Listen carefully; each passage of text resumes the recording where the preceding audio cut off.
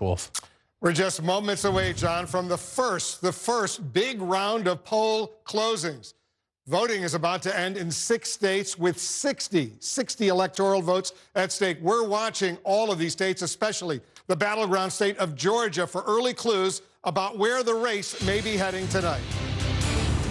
All right, we have our first projection of the night. CNN now projects President Donald Trump will win Indiana. Trump beats Biden in Indiana, wins its 11 electoral votes, the first projection of the night. It's too early to call in these states right now. Too early to call in Georgia, a key battleground state with 16 electoral votes. Too early to call there. In Virginia, too early to call there. 13 electoral votes at stake in Virginia. Also, too early to call right now in South Carolina. 9 electoral votes in South Carolina. Too early to call in Kentucky, 8 electoral votes there. Too early to call in Vermont, 3 electoral votes right there. All right, let's take a look at where the Electoral College map stands right now. Donald Trump has 11 right now. Biden has 0. Remember, you need 270 to win this race for the White House. Let's get a key race alert. Right now, we'll start off with Kentucky. Right now, 12% of the estimated vote is in. Trump has a lead of about 9,400 votes over Biden. Look at this, 50.9%, 47.5% for Biden in Kentucky. 8 electoral votes once again at stake in Kentucky. Let's go to John King over at the Magic Wall right now. We're looking at the suburbs in Kentucky. John, it's pretty significant what's going on, potentially. Let's not get too far ahead, though. Right. We know that this is disproportionately early vote, but we also know that we learn lessons from states. And again, you've just projected Indiana. That's the first state, 11 electoral votes for Donald Trump. You got to get to 270. He has the first 11 we've projected tonight. Now we're looking at the Commonwealth of Kentucky, expected to be red. The Senate Majority Leader is up for re-election there as well. But again, we're looking for clues, right? When we come here, so Fayette County, this is Lexington and the suburbs around it. Joe Biden, disproportionately early votes so far. So let's come back in an hour and see if this holds up, to see if it stays this way. 73% right now. If you go back to Hillary Clinton, only 51%. So if Joe Biden could do this stuff right here, we'll see what's happened. So we're going to... John, hold on for a moment. I want to go to Florida because we're beginning to get some numbers in Florida right now. So let's take a look in Florida. Here we go. Our first votes in Florida. Again, at this part of the country down here just north of Naples, very critical to the president. It's 5%. Florida's a huge state. We're going to be at this for a long time, but it's nice to get the first votes out of Florida. Where are they coming from? You come over here, Pasco County along the coast. That's a pretty quick report. Again, Florida, we expect to be good, and we also expect it to give us a lot of clues about the electorate tonight and about the win, about who might win tonight. 130,000 to 101. This state is absolutely essential to the president. Joe Biden would like it because he knows it would block. Let's just go back and take a look. 59% 4 years ago. 56% right now, if you round up. That's close, but we're going to watch this. Is it significant? We don't know until we get more vote here. 79% of the vote, yeah. That's 79%. We don't know. So one county's not going to do it, but if you're starting to see the president, couple points below, that will be significant. Mainly, look at the vote count, 130,000 to win it. Again, in a state like Florida, it was 142,000 then. We're not done yet. Let's watch this at the end of the night. But these are the markers to lay down. Is the president performing, overperforming, underperforming, about breaking even with 4 years ago? And how is Joe Biden doing compared to Hillary Clinton? So that's one place we'll watch. Let's come back to 2020 and see what else we have on the map here. Let's come down here. Lee County, this is 81% they're up to there, 57 to 42. If you do the rounding there, and again, we go back in time and we look, 59. So, again, a little bit down. Is that significant? We don't know yet. It's very early, but it's one of the things... These are Republican counties, basically. These are very Republican counties. The question for the president, the president has to win them. We know that. The question is he getting the extra votes there? Is he running up the margin there because he needs the math from places like this to offset we expect to get when we get here? Now, this will be key here. Let's come over here. Along the coast right here. You start the I-4 corridor and you go all the way across. In Brevard County, 54.3. Let's just go back and take a look. 57.8. So again, another county where right now the president is a little underperforming. It's early. We don't know if that holds, but that's what you're going to watch throughout the night, especially in a state that is always as close as Florida. If the president is underperforming where his vote, the question then becomes, can the Democrats overperform? Can Joe Biden overperform Hillary Clinton? Where's the trade-off in the math? That's what we'll see as we get more votes in Florida. Let's just pop out and see what we have. Again, go back in time. I'm just going to highlight this for us. Then we'll go back in time to 2016, and we see, you see the blue here. We don't have those votes yet. So if you come in here, this is red, as it was 4 years ago. Let's bring it out to see. Lake County, let me get this out of the way so it's not distracting. 55 to 44. That's where it is now. 59, 60. So again, there's 3 counties we've looked at where the president's numbers right now are down a bit. The percentages are down a bit. So you look at the percentage down, then you want to watch up when you want to match up the math. 102,000 votes there to take that county 4 years ago, 87 and change, almost 88,000 votes now. We don't know if that's significant yet, but that's what you do when you're doing a little election CSI in a state like Florida. What we need is more votes, Wolf. We need more votes. When we start to see some Democratic votes down here, the Trump campaign has been optimistic. It will cut in. Miami-Dade, you know it well. Look at the totals here. You go back 4 years ago. Hillary Clinton, you look at that in the largest county in the state, right? That's what the Democrats need, and it wasn't enough, right? Hillary Clinton still narrowly lost the state. The Trump campaign has been confident, especially inroads in the Latino community. It would do something here. We don't know yet, but we'll see. Biden really has to do well in those 3 southern Florida counties in order to win this election. We're talking about Miami-Dade, Palm Beach County and Broward County. Miami, Broward, Palm Beach. You pull them out and you look at them. It's said often, but I'll say it again. The farther south you go in Florida, the further north you get. Essentially, retirees from the north, senior citizens, electorate. If you go back and look at it here, this is in defeat. Hillary Clinton lost Florida 4 years ago, but look how close it was. Look how close it was. 112, 113,000 votes if you round up in a giant state. 49 to 48 if you round that up. And again, if you go back, you see the blue. It doesn't change that much, but let's go back to when Barack Obama carried the state. And you see the difference in the margins here. You come down here, Obama gets 61. Clinton gets 64. She did her job in this part of the state. That was one of the lessons in 2016. The Clinton campaign thought they did a very good job in the early vote. The Clinton campaign thought they did a very good job down here. What surprised them, President Trump over here, and then just the volume. In all the smaller red, especially the Southwest, there's more people down here. Up here, there's fewer people, but they came out to play in 2016. It's these small counties. I'm going to say it all night long, 83% in a county like that. 2,800 votes, you think that doesn't matter, but that's 2,300 vote difference right there. One county, you start matching that up as you walk across the board and you go from county to county. That is how you get math, right? Will those people come out this time for the president? That will be the test as we watch this state fill in tonight. There we go. See Pinellas County right there? Again, it's early. If that's 75%. If that stays blue, Joe Biden has a good chance to carry the state of Florida. Doesn't guarantee it. 4 years ago, it was red. 4 years ago, it was red. That's why I said I remember a call on Election Day. The Clinton campaign was so confident about Florida, and I remember getting a call, and somebody came out and said it was the Clinton campaign thought we got good early vote here. We feel good about this.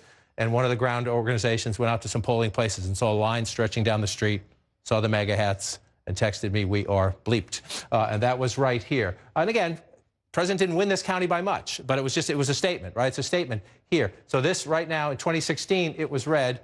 At the moment, it is blue. What is this? This is Tampa, St. Pete. It's a suburban area. It has retirees. It is growing. It's a place where Democrats understand. If you want to get this state back, if you can keep that blue, you're on your way. Doesn't get you there. It's not enough, but we'll watch it and see if that one stays blue, then you know Joe Biden is in play for Florida. And as we know, Wolf, from having done this a few times, we're going to be at this map for a few hours. Yeah, but if Democrats are looking at that county over there, they're getting a bit encouraged right now with 75% of the vote in. Right, and look, that's one of the great dramas of an election night, right? And it also can be one of the great frustrations on an election night. You see something like that early on, and you think, if you're a Democrat, you think that's it. We're going to be at this for a while. We're going to rock through it. It's great to get excited. People at home should get excited about their candidate, about their side. But we've got a ways to go. And again, the key here, does that stay? What's the actual turnout, right? We expect the turnout to be even higher. So we're going to have to match up the math as we go. And then the big test for me, number one, can the Democrats hold the suburbs here and build. Take the 2018 suburbs that made Nancy Pelosi Speaker and do it again in these states here. And then how does the president do up here? Does he match his numbers? He might have to exceed his numbers up here if Joe Biden is doing well across here. You had a question? It's interesting. I'm already more than 1.5 million votes have been counted in Florida right now. And just to show our viewers, Trump is at 53%, Biden's at 46.1%. He's ahead by 104,000 votes. He is, and as you say, 1.5 million counted. But just to remind people, we have a ways to go, 4.6 million to 4.5 million. So we're early in the Florida count. But look, Florida is always I say fun. I don't have a horse in this race. If you're a partisan watching at home, you go back and forth on the up and down in all of this one. Look, this is one of the most fascinating states because of the diversity, because of the senior citizen vote, because of it's the most complicated Latino vote anywhere, because of the diversity just within the Latino community.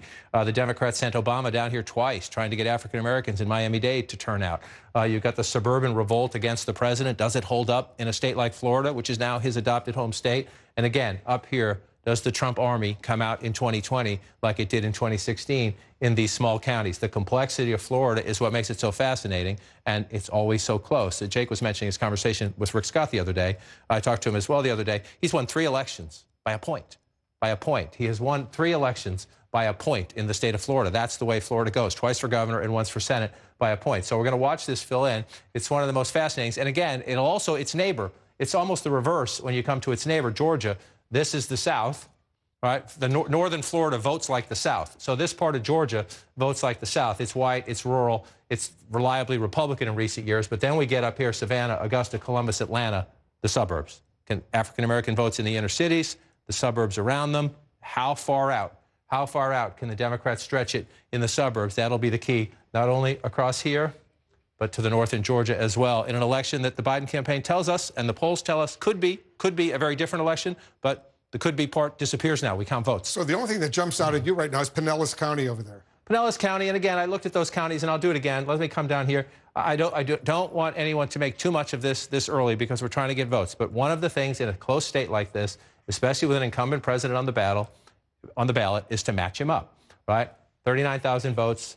67% if you round up in 2020. You come here 68%. So it's roughly close, a little down. I wouldn't jump up and down about that one. It's down a little bit. We'll see. 28%, 22,000 votes, 29% if you roll up there. You know, Joe Biden's percentage is a little better. We're not done with the math yet, so we don't know. These are the little things in a very close election that you do in a campaign war room. You're matching up county to county, and you're looking through it to try to see. And especially, you know, in places where the polls are still open and they know the votes, then they're trying to surge voters in. So you look at Lee County here, again, 81% estimated vote. Some of these things can be a little off this year, too, because of the early voting and the mail-in voting, but 57% to 42%. Again, for me, it's the math, 185,000, 186,000. If you round it up, 191 last time. This is what we're just going to go through. If turnout is up everywhere in the state, the president probably needs to exceed his numbers from 4 years ago, especially in the smaller, more rural places, to match if the Democratic numbers are up as well. And now, since we've been waiting here, we get Hillsborough County here, and this is Tampa. So this is a big county. The double whammy here of Hillsborough and Pinellas. That's the signal about the suburbs right here, right? And so you look at this, it's the 4th largest county in the state of Florida. Democrats can run it up here. It gives you a cushion, right? Before we go to Hillsborough and Tampa, take a look at the state right now, because the gap between Trump and Biden seems to be narrowing pretty significantly right now. Trump is at 50.9%. Biden's at 48.2%. Trump is ahead by almost 65,000 votes. 64,157. And again, welcome to the roller coaster that is Florida. That's why it's so fun. I just want to come in here and take a look. 55 to 44 if you round the president's total up there. And then you go back in time here again. 51. So if this holds, and it's a big if, Hillary Clinton at 51, Joe Biden at 55, if that's exactly what Joe Biden needs to do. Run a little stronger than Hillary Clinton. Take a look at the state right now. Biden has just taken the lead there you go. With 22% of the estimated vote now. They do it quickly in Florida. Very impressive. Broward County, that's Fort Lauderdale. It has now come in. Look at this in Broward County. Let's take a look at Broward County right now. Sorry, I was trying to get you the full totals there. Welcome to Roller Coaster Florida again. 12,000 there, 75%. It's only 16% of the vote in. Again, this is the 2nd largest county in the state. So we're going to get a lot of votes out of here, and Democrats need them. Miami-Dade, Broward, Palm Beach, 1, 2, 3, as we go through them here. We got a lot going on in Florida. We're standing by for another round of crucial closings. The battleground states of North Carolina and Ohio are up for grabs just minutes from now. Our special coverage of Election Night in America continues right after this.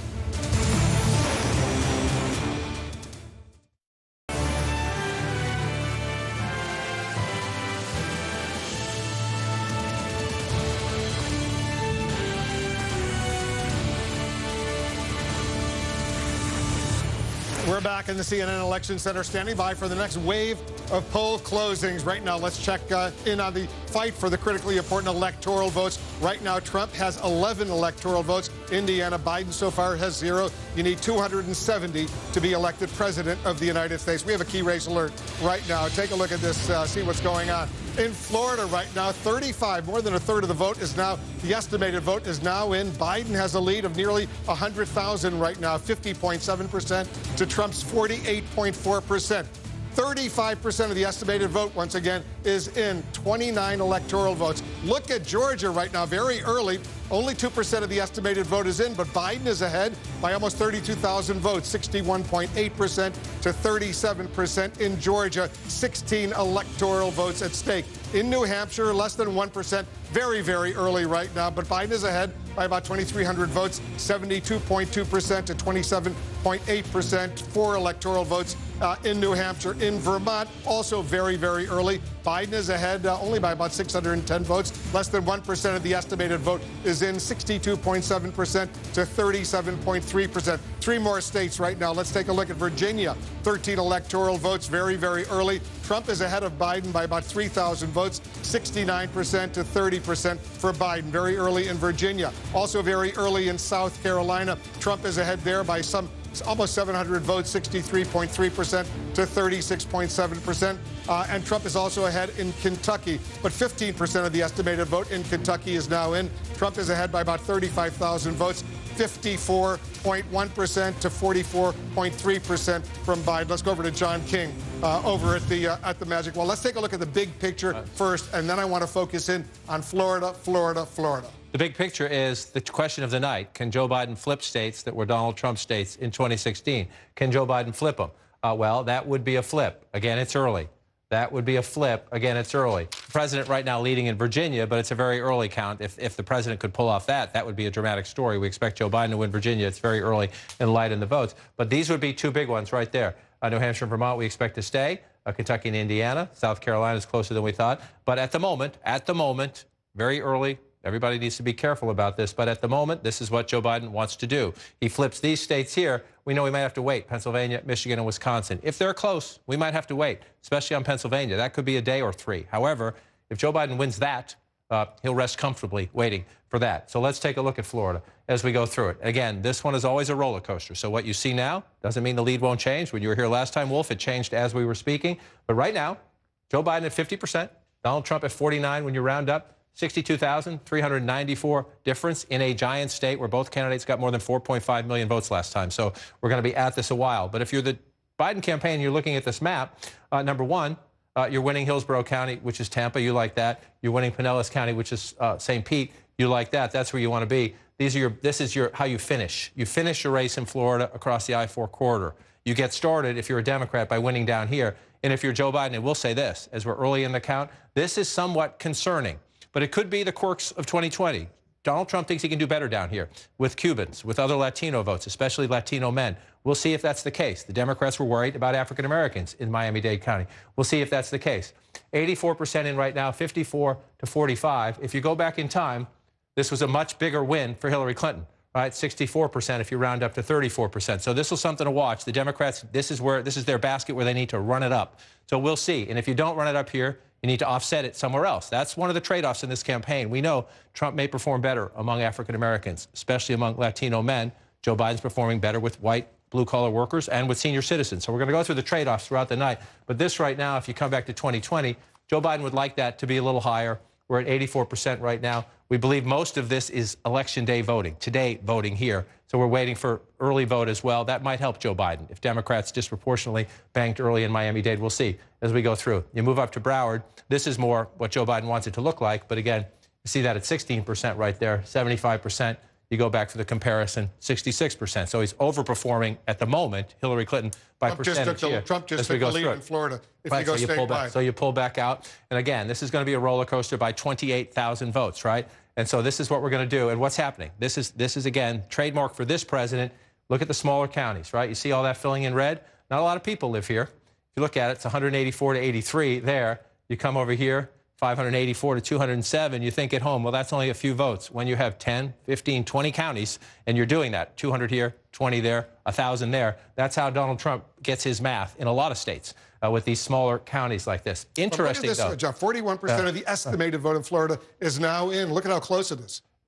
Florida's close. That is not breaking news. That part is not breaking news. But it's incredible because, just as you were here last time it flipped, you were here this time it flipped. We expect Florida to flip. So you're looking at key things. Number one, for the president, that Collier County is coming in for Trump. That's a good thing for the president. That's what he needs. The southwest part of the state tends to be more conservative, 77%, but look how low we are here. So we got a long way to go here. We're just a couple hundred votes, 300 votes and some change there. So see if that holds up for the president right here. But you pull up right here. But I just want to come up here. This would be a huge deal. This would be a huge deal. Duval County is Jacksonville, up here in the top part of the state. President tends to win once you get out of the urban areas. But this is, again, one of the fast-changing areas all across America. But in the Sun Belt states like Florida, you have the city and the suburbs around it, 75%. You see Joe Biden at 54%, the president at 45% if you round up.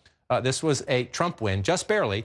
Just barely. But Donald Trump narrowly carried the suburbs 4 years ago. He's expected to lose the suburbs this time. By how much could determine who wins the presidency side. So if you watch Duval County right here, it's the 7th largest county in Florida. That edge for Joe Biden, we always think about down here is critical for the Democrats, up here critical for the Republicans. Let's not forget, John, in the up to 67,000. The central time zone, they're not going to close until the top of the hour. Right. The eastern time zone in Florida, they've closed. Right. And so, again, if you look across, just watch across here. They're still voting out by Pensacola and on the Panhandle. So let me just go back and show you, just to remind you, all these smaller counties, you're going to see a lot of red, right? That is the key for the president. Again, they're not very populous, but when you add up one, then another, then another, then another, you get the votes to offset some of this. It takes time, which is why Florida sometimes roller coasters through the night. But look at... I see Palm Beach County is now in... Look at check this. That's 2016. You do see this, though. Palm Beach County is in right now. But look, this is 91 to 28. Yeah. We have a long way to go in Palm Beach. But this is the quirks of the map. When you're watching at home, you see this county red. If you're a Democrat, you panic, which is why we need to visit it. Go back to Miami-Dade. Remind you that we're very early in this count here. And so let me take the lines away so you're not distracted. But if that stays blue, that's a big deal for Democrats. If that stays blue, it's a big deal for Democrats. You come back down to Miami-Dade. Again, if you're in the Biden campaign, you want it to be better than that. Right? Doesn't mean it's game over, but it means if you're not getting it here, you better make it up somewhere else. And we'll watch the rest of this vote come in. Again, if there's a lot of early votes to come in, these numbers could change dramatically. Because 4 years ago, Hillary Clinton did a lot better in Miami-Dade County. She did 64%. And again, part of it's the percentage. That's one thing you look at. The other thing you look at, especially because we expect turnout to be up this year, sometimes that helps you. Sometimes that helps you more. 624. See, in Miami-Dade 4 years ago, the president got 334,000 if you round that up by that one. So you come back here, remember 624 and 333, and you see the president right now already has a significant 120,000 more votes out of Miami-Dade than he did 4 years ago. Now, is that just because turnout is up everywhere, or is he making inroads with the Democratic constituency in Miami-Dade? That is what we'll learn as we go deeper into the night. But if there's Joe Biden right now, if you're worried about anything in Florida, you're worried about that you're winning Miami-Dade, but not by the margins that you wanted. Still, though, 74,000 votes with a long way to go. And again, this is blue at the moment. I mean, red at the moment. We don't expect it to stay that way, but we'll see as we count them. And again, the key part for me, here we go. Orange County has filled in 700 votes and change there. So it doesn't matter. This has to be blue at the end of the night. If that stays red, Joe Biden's not going to win Florida. But it's very early on as we go through. And as you get real votes, 83% here. This could be critical here. Osceola County here. If you come through, 61%. Again, you're looking for math, especially if you're Joe Biden and you're not getting what you wanted out of Miami-Dade. You need to make up for it somewhere else. So you're looking here, 50,000, 85,000 4 years ago. You come back in now. Joe Biden right now about the same, a little below where Hillary Clinton was. We're still waiting for some votes there. This is what we're going to have to do. Florida gets so competitive. You go through county by county. You match up the math to 4 years ago. You see how much turnout is up this year compared to then, and you average it all out. 50% of the vote in Florida is now in. Trump is ahead by about 74,000 votes, 50.2% to 48.9%.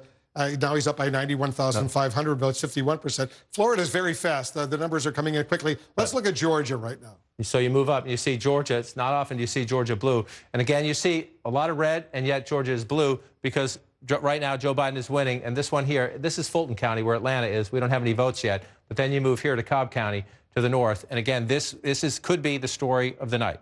I emphasize could be because we're early. But you look at right here, it's only 27% of the vote in, 63 to 35 in Cobb County. This is the suburbs to the northwest of Atlanta. Right? Used to be Republican country. Hillary Clinton won it last time, but just barely, right? 49 to 47. So this is what we're going to watch throughout the night. Especially, suburbs are growing. Suburbs are where the people are. Suburbs is where you get your math. Especially if you're a Democrat, and you know Donald Trump's going to run it up in all these smaller rural counties. As you see, this is 2016. You come up to 2020, you're starting to see the same repeat of that, right? You see the president, that's not a huge margin there. We'll see how it goes. But in these smaller rural counties, the president tends to run it up. You move up here, let's just see 83%. In a county like that. And again, it's 3,000 plus, 4,000 plus votes when you're done, said and done. That's what Trump does to offset the urban areas and the close-in suburbs. So one of the tests tonight, let's drop down a little bit more to Henry County, 59% there, come back in time, 50%, 51% if you round up. So those are the things you're looking for, especially in these places where Joe Biden's performance in the suburbs is absolutely critical. He needs African-American turnout to be up in Atlanta, in Augusta, in Columbus, in Savannah. And he needs, when you get into the suburbs, and the Democrats do very well in the close-in suburbs, more and more increasingly in the Trump age, they've been moving out into the outer rings of the suburbs, out to the exurban areas. So you watch this play out here. You look 16,000 votes ahead there in the state of Georgia. Just take a peek in South Carolina. The president winning quite handily here so far, but that's very preliminary in the vote. One of the things we'll watch throughout the night, are the president's margins about the same, or do they shrink even in the places he wins? Just want to peek one more time at Florida as we go here. Florida 2020. Welcome back to the roller coaster. Joe Biden has pulled ahead by 7,784 votes in the state of Florida. But again, 49.6, 49.5. We're early in the night. Florida is as close as it gets, which is pretty remarkable. Let's just take a closer look at what we're seeing here. Palm Beach turned blue. We thought it would, and a big vote dump to get it blue. That's why the state changed, right? We had just a few hundred votes in Palm Beach a few moments ago, and the president was leading. Right now, Wolf, the Florida vote coming in as Joe Biden would like it, as we wish, but we will keep counting. We certainly will. Florida's emerging as a major, major fight that's going on right now. We're coming up on another critical round of poll closings in the Biden-Trump presidential race just moments from now. That's when most polls will close in North Carolina, Ohio, and West Virginia. Together, those states account for 38 of the 270 electoral votes needed to win the White House. All right, we got a key race alert right now. Too early to call in these states, including in Ohio. Too early to call in Ohio. 18 electoral votes in Ohio. Too early to call. Too early to call in North Carolina as well. 15 electoral votes in North Carolina. Too early to call. West Virginia, 5 electoral votes. Too early to call in West Virginia right now. Let's take a look at the Electoral College map where it stands right now. It still remains the same. 11 Electoral College votes for Trump, Indiana. 0 so far for Biden. 270 needed to win the presidency. Let's get a key race alert right now. All right, in Florida right now, let's start. 29 electoral votes. Donald Trump has a narrow lead right now with 59% of the estimated vote is in. Look at how close it is. Got a lead of about 25,000 votes, 49.7% to 49.4%. This is a must-win for Trump. He must win Florida. If Biden were to win Florida, it would be very, very difficult for Trump to get reelected. We're watching Florida so closely. In Virginia right now, very, very early. Only 2% of the estimated vote is in. Trump is ahead by about 33,000 votes, 65.4% to 32.9%. In South Carolina, also very, very early. Trump is ahead 70.4% to 29.6%. In Kentucky, 18% of the vote is in. Trump is ahead by 75,000 votes, 58% to 40.5%. 3 more states right now. Let's take a look. Georgia, it looks like it's going to be a battle over there. Biden is ahead with 4% of the estimated vote is in, about 16,000 vote lead for Biden over Trump. In New Hampshire, Biden is ahead there. Only 2% of the estimated vote is in. He's up by about 3,300 votes, 59.2% to 40.3%.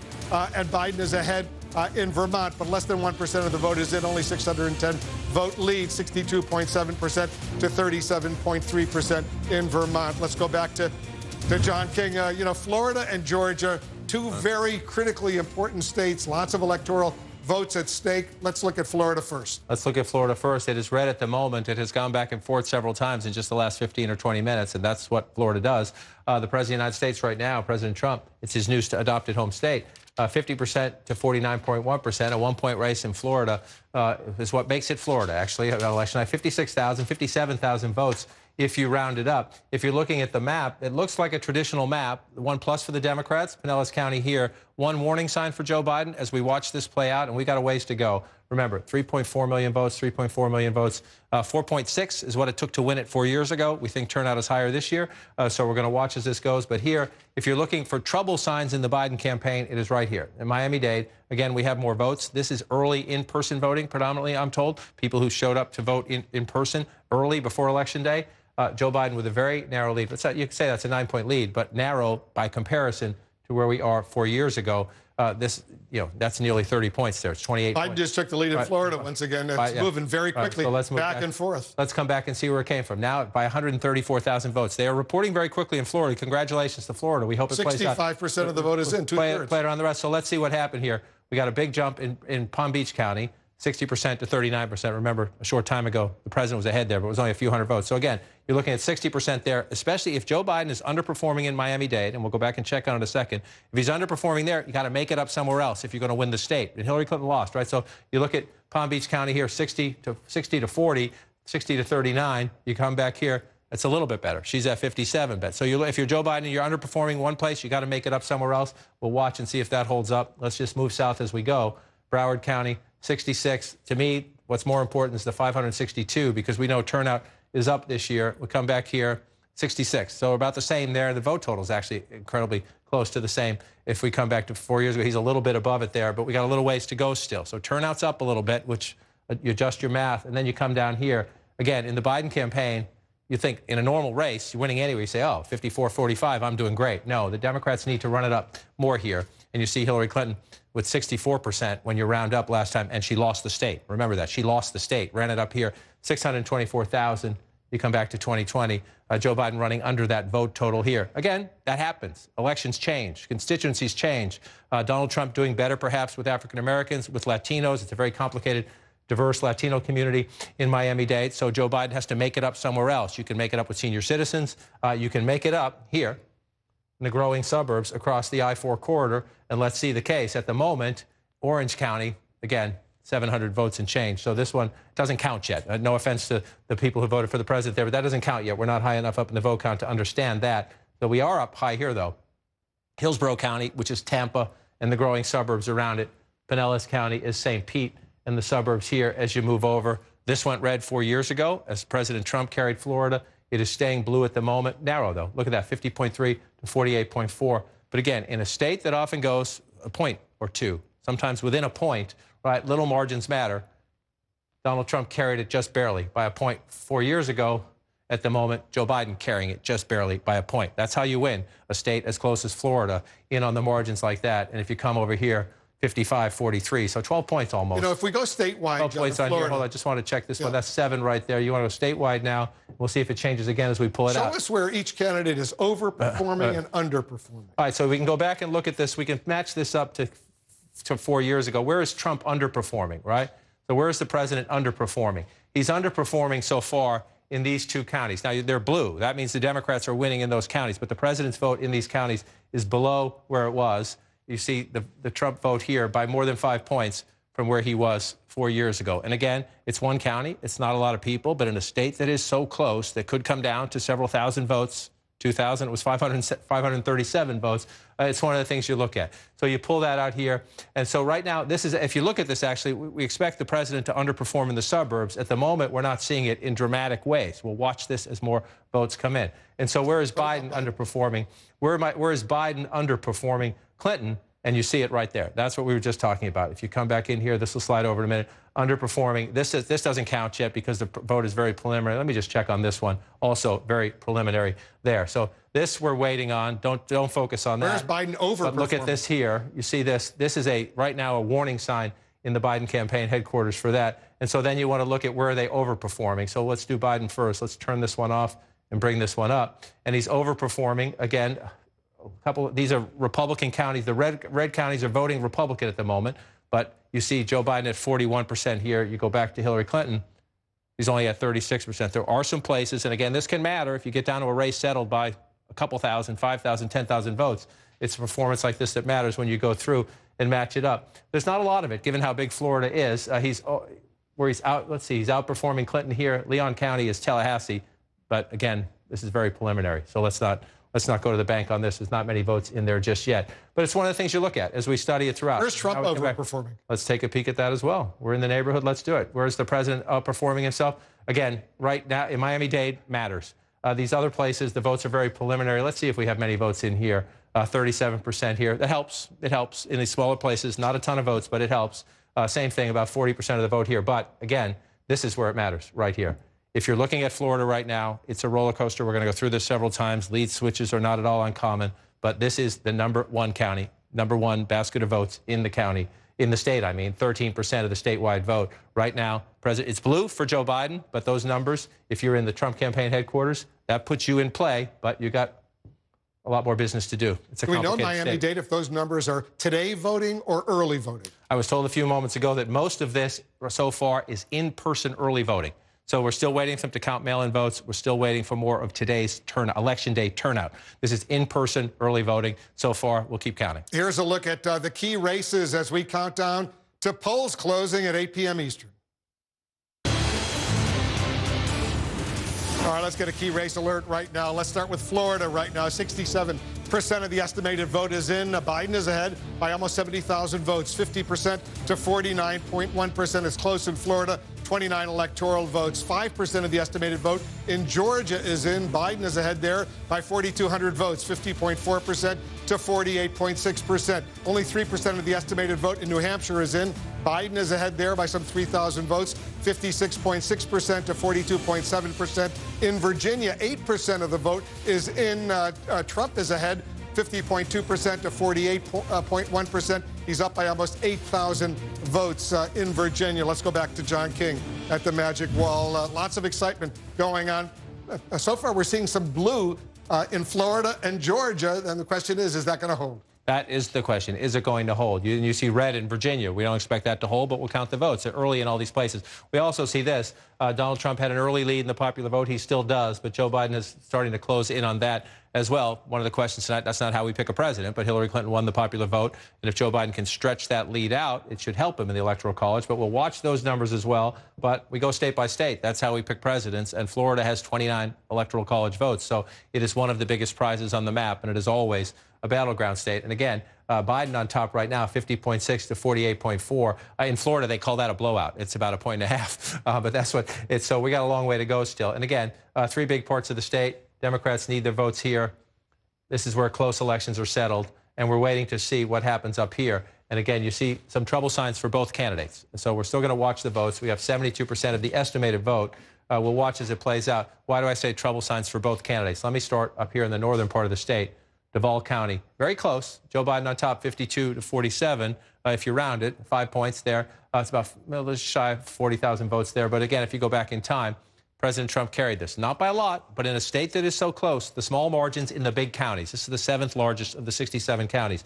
So you're looking for the bigger counties where the votes are to see what the margins are. Let's just check over here, Leon County in Tallahassee. That's 2016. You come up here, Joe Biden, but very early in a place we expect him to win, the state capitol, government workers, unions. We expect him to win. So let's come down here again. This has been holding steady for a while. And again, this would be the biggest danger sign for the Biden campaign in their war room right now, and the most encouraging sign for the Trump campaign in its war room right now. Miami-Dade is the largest county in the state by population. You get about 13.5% of the vote, depending on how the turnout goes right there. And you see, 54-45. In most states, you'd think that's a good win, but not in the state of Florida because it's so complicated and big. The Democrats need a bigger margin here. Again, the Clinton comparison, 64%, 624,000 votes. She lost the state, remember. She ran it up in Miami-Dade. The Clinton campaign was happy with this. They thought they did a pretty good job there, but she lost the state. You see the 624,000 for Hillary Clinton. Joe Biden running below that total right now. We have more votes to come in, and we'll see, and we know turnout was up. Most of this, not all of it, most of this is people who voted in person early. So we're waiting for the election day vote. Republicans think that's where they do best, but it's the Democratic area. Let's see. That's why the Democrats sent Barack Obama down here twice to try to turn people out to vote in the end. The former president trying to get African Americans and others to turn out. And so now you pull it out and you see the state is starting to fill in. And again, Florida doing a good job counting quickly. Let's just walk up the coast first. Broward County. This is what Biden needs to do here. Again, you want to run it up here. The president's going to win the smaller rural counties, so the Democrats need to run it up. This is the second largest county, just shy of 10% of the vote here. And then Palm Beach County. This is what the Democrats need to do and what Joe Biden is doing right now. Just for comparison, 60.2, 57% when you round up, so a little bit better here. Not as many people here, so it's hard to make up what you're missing in Miami-Dade, but you take everything you can get as you try to go through it. And then this is the key part of the state, the western part, the southwestern part of the state, Naples and surrounding, critical for the president. These votes are starting to come in. 61, focus on the 61 or round it up to 62, and then remember the 120,000. You go back 4 years ago, 105,000 and 62. So the president's got about the same percentage, and more people are voting. More people are voting in this election. Turnout there. Hillary Clinton gets 61,000 votes there. Joe Biden getting more votes, more votes because of the increased turnout this year, which is a good thing in every state. The more people who play, the better for our democracy. But so then you want to come up here, and again, Orlando. Earlier I said it didn't matter. This was red. It was early. We only had a couple hundred votes. Big chunk of votes has come in here. Joe Biden at 64, the president at 35. 341,000 votes. Let's go back and take a look again. So Joe Biden has already passed Hillary Clinton's vote total, 60% there, 64% there. That's how you win a close race in Florida. Doesn't mean it's enough, especially if you have to offset Miami-Dade. But the Orange County here, you think of it as Orlando. This is more and more by the day suburban, more and more Latino, more and more college educated, more and more complicated. And this has been very hard hit by the economy. Look at this, 75% of the vote in Florida is now in, and Biden has a lead of 142,000 votes. Step back for a moment, John. Explain to our viewers why we're spending so much time looking at Florida. Yes, it has 29 electoral votes, but it's a must-win for the president. It's an absolutely must-win for the president. Joe Biden would like it. If Joe Biden gets it, it helps him remake the map. It helps him make a statement election. But let's just walk over here and we come back. This is the only state we've called so far, projected so far, is Indiana. So the president has 11 electoral votes. You have to get to 270. And remember, the president got to 306 last time, right? So why does Florida matter so much? Well, if Joe Biden can take away Florida, that right there, in and of itself, gets the president down to 277, right? So then from there, Joe Biden really needs just one more. So if Joe Biden won Florida, let's say he won Arizona, right? Joe Biden could win the presidency without winning Pennsylvania, without winning Michigan, without winning Wisconsin, without winning Georgia. All places where in these three, he leads. Here, he's certainly competitive. Some polls show him ahead, some polls show him a little behind. So that is why 29 matters. I mean, the only thing on the board tonight with more significance is potentially Texas. Democrats think they may have a chance in Texas. But if you take these 29 away from the president of the United States, mathematically, can I find a path to Trump victory? If you want to say that Trump's going to win California, or if you say Trump's going to win all three of these, so it doesn't absolute, but that's essential.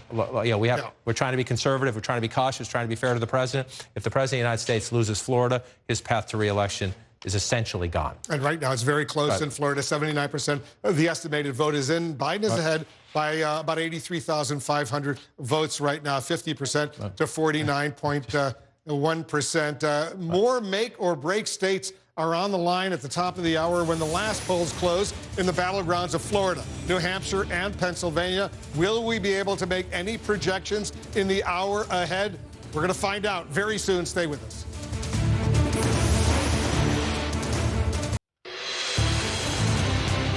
All right, we have our second projection of the night. CNN projects that Joe Biden will win the state of Vermont. He beats Trump in Vermont, 3 electoral votes. So let's take a look at the map where it stands right now in the race to 270. Trump has 11. He won Indiana. Biden has 3. He won Vermont. 270 once again needed to win the presidency. We're only moments away from the biggest wave of poll closings in the presidential race. We're counting down to the top of the hour, 8 p.m. Eastern. That's when the last polling places close in Alabama, Connecticut, Delaware, the District of Columbia, Florida, Illinois, Maine, Maryland, Massachusetts, Mississippi, Missouri, New Hampshire, New Jersey, Oklahoma, Pennsylvania, Rhode Island, and Tennessee.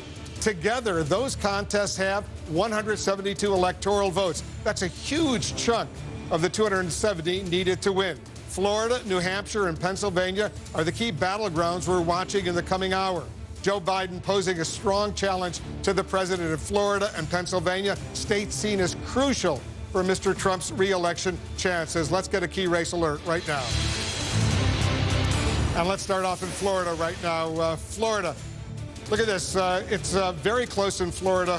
Joe Biden has 49.6%. Trump has 49.5%. Biden is ahead by 9,200 votes. 9,200 votes in Florida, 29 electoral votes. In Ohio, 18% of the estimated vote is in. Biden has a lead, an impressive lead of 347,000 right now, 64.4% to 34.5%. In Ohio, 18 electoral votes. In New Hampshire, only 3% of the estimated vote is in. Biden is ahead by about 3,000 votes, 54.8% to 44.4%. Two more states. Let's take a look right now. We've got Georgia. Right now, 7% of the estimated vote is in. Trump is ahead by 9,000 votes or so, 50.8% to 48.2%. In Virginia, 13% of the estimated vote is in, and Trump is ahead by about 80,000 votes, 55.6% to 42.6%. Let's go back to John King at the Magic Wall. We're watching these states very closely, including Ohio right now, which clearly is a major battleground. Right, it's fairly interesting to watch. Florida's still Biden. We'll get there in a minute, very close. The president's lead and the popular vote is shrinking. We'll see how that plays out. But let's start with battleground Ohio. This is a state. Joe Biden went there Monday morning, right? He went there and people said, whoa, do you really want to be doing that? Do you have a chance in Ohio? Well, let's see. The middle part of the state where you see all these counties and you see nothing, and most of that is going to come in red. You just know that, right? So the Democrats need to run it up in the urban areas. That would be Cleveland, Columbus, Cincinnati, Akron, Toledo, Youngstown. But if you come here, this is interesting to see from this regard. If you get in 2020 here, Joe Biden right now, Mahoning County, Youngstown, blue collar, blue collar. This is where the president goes and says, you know, I'm on your side. I am your voice, trade deals. Joe Biden getting 62%. We're about halfway in the count, so we'll see if it stays this way. But 62%, you go back in time, Hillary Clinton just barely won this. So this is one of the tests, right? Can Joe Biden, one of the things he says he can do is that, unlike Hillary Clinton, he can win Trump voters. He can win blue-collar, traditional Democrats who left the party to go for Donald Trump. We'll see if that holds up here as you come to 2020. That's a big deal. Even if Joe Biden loses in Ohio, that's a big deal when we move over to Pennsylvania. It's a big deal in Wisconsin. It's a big deal in Michigan. Ohio, a more Republican state than any of those three that I just mentioned. So you're looking up here. Challenge number one for the Democrats. You want to win a state as competitive as Ohio that leans a little bit Republican. You got to run it up. Cuyahoga County, Cleveland. Only about 40% of the vote in, a ways to go. 75 to 24. I'll go back and take a look. 66% for Hillary Clinton. This is a good sign. You have to see if it holds. If you're in the Biden war room, you're looking at that, and that's a good sign. An even better sign, or at least an even better add-on for Joe Biden, this is your base. This has to be your foundation. Largest county in the state. It's about 11% of the vote when you're all done. But you move out here to the suburbs. This is the battle for the American presidency. Close races are decided in the suburbs. Lake County, Joe Biden ahead. 51 to 48, it's close, but if you go back in time, this was Trump country 4 years ago. Donald Trump narrowly carried the suburbs in 2016. That's why he's president of the United States. That's why he's president of the United States. It's part of the coalition Trump put together in 2016 as he won Ohio rather comfortably.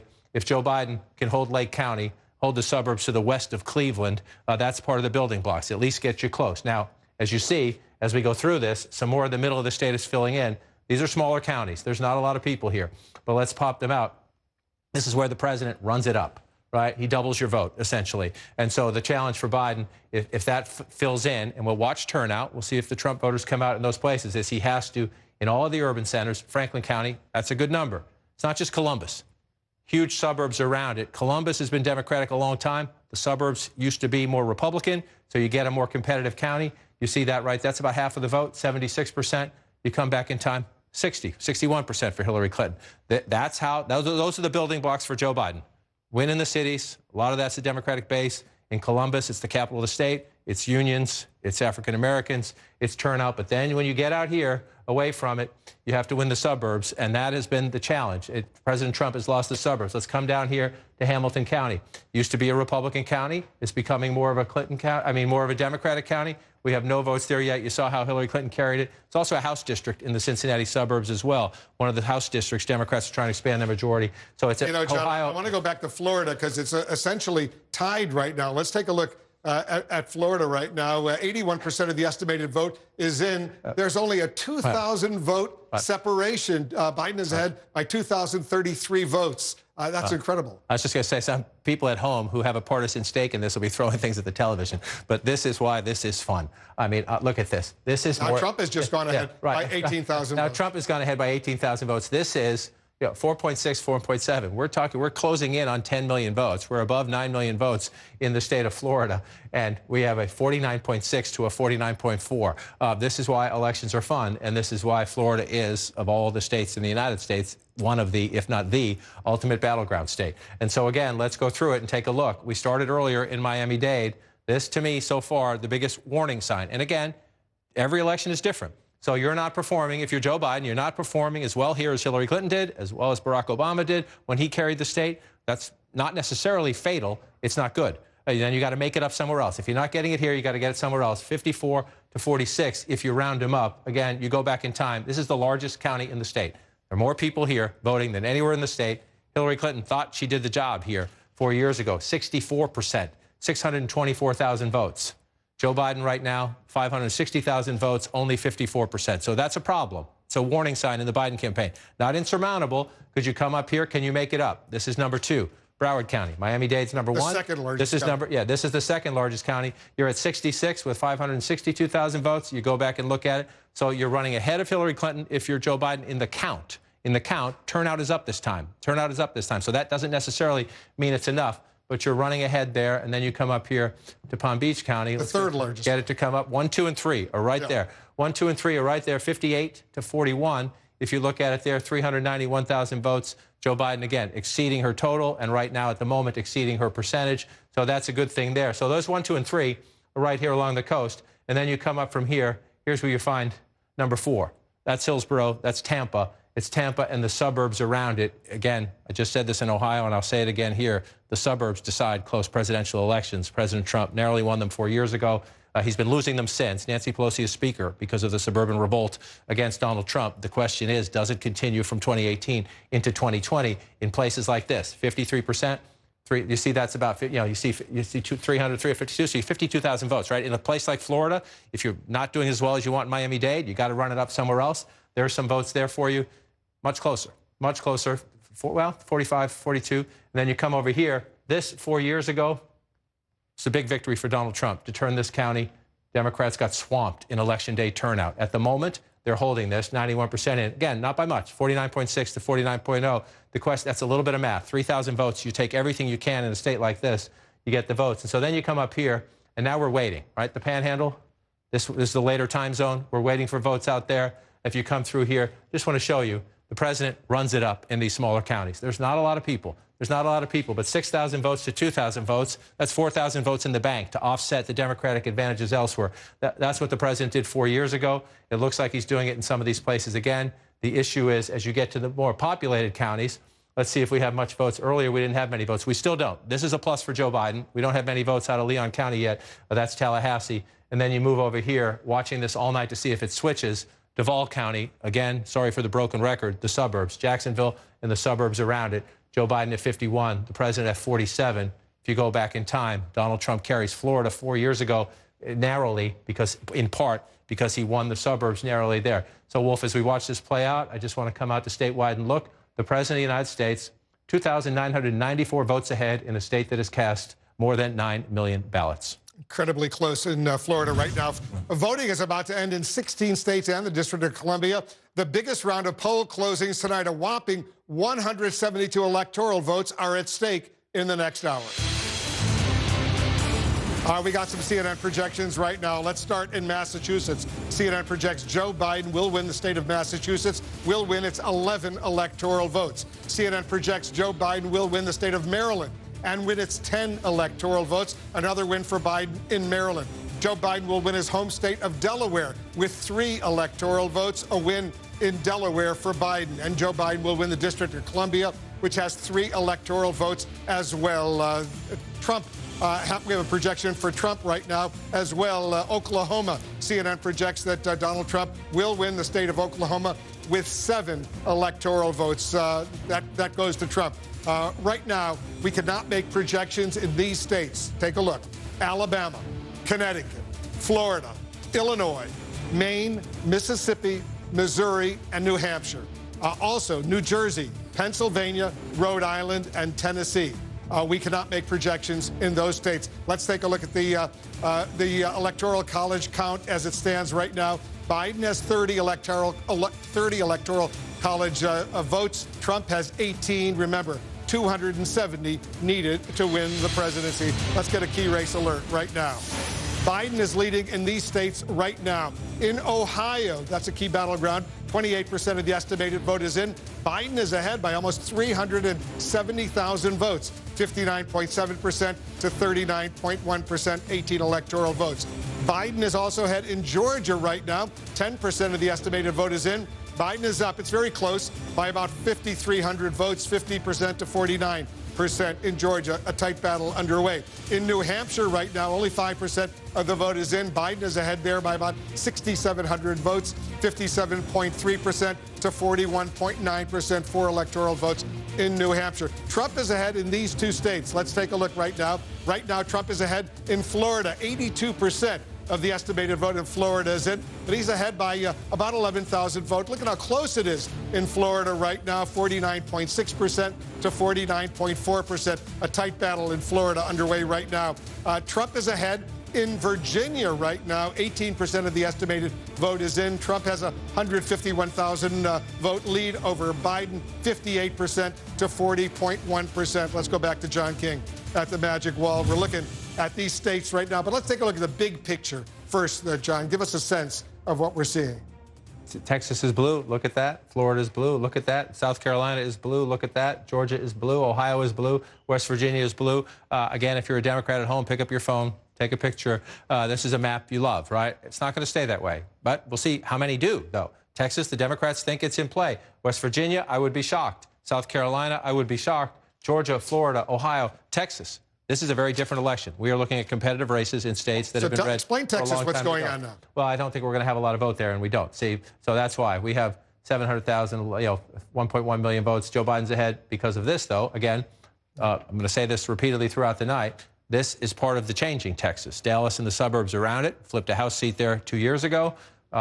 81% there. Joe Biden leading in Dallas County, 66% of the vote. I want to just point out a lot of this vote in Texas is early voting, which we anticipated would be early vote. Yeah, it's early vote. Yeah, a lot of the blue you're seeing is because we're early. I mean, this is again a lot of early votes here. So again, you don't expect that to hold up. This is very competitive.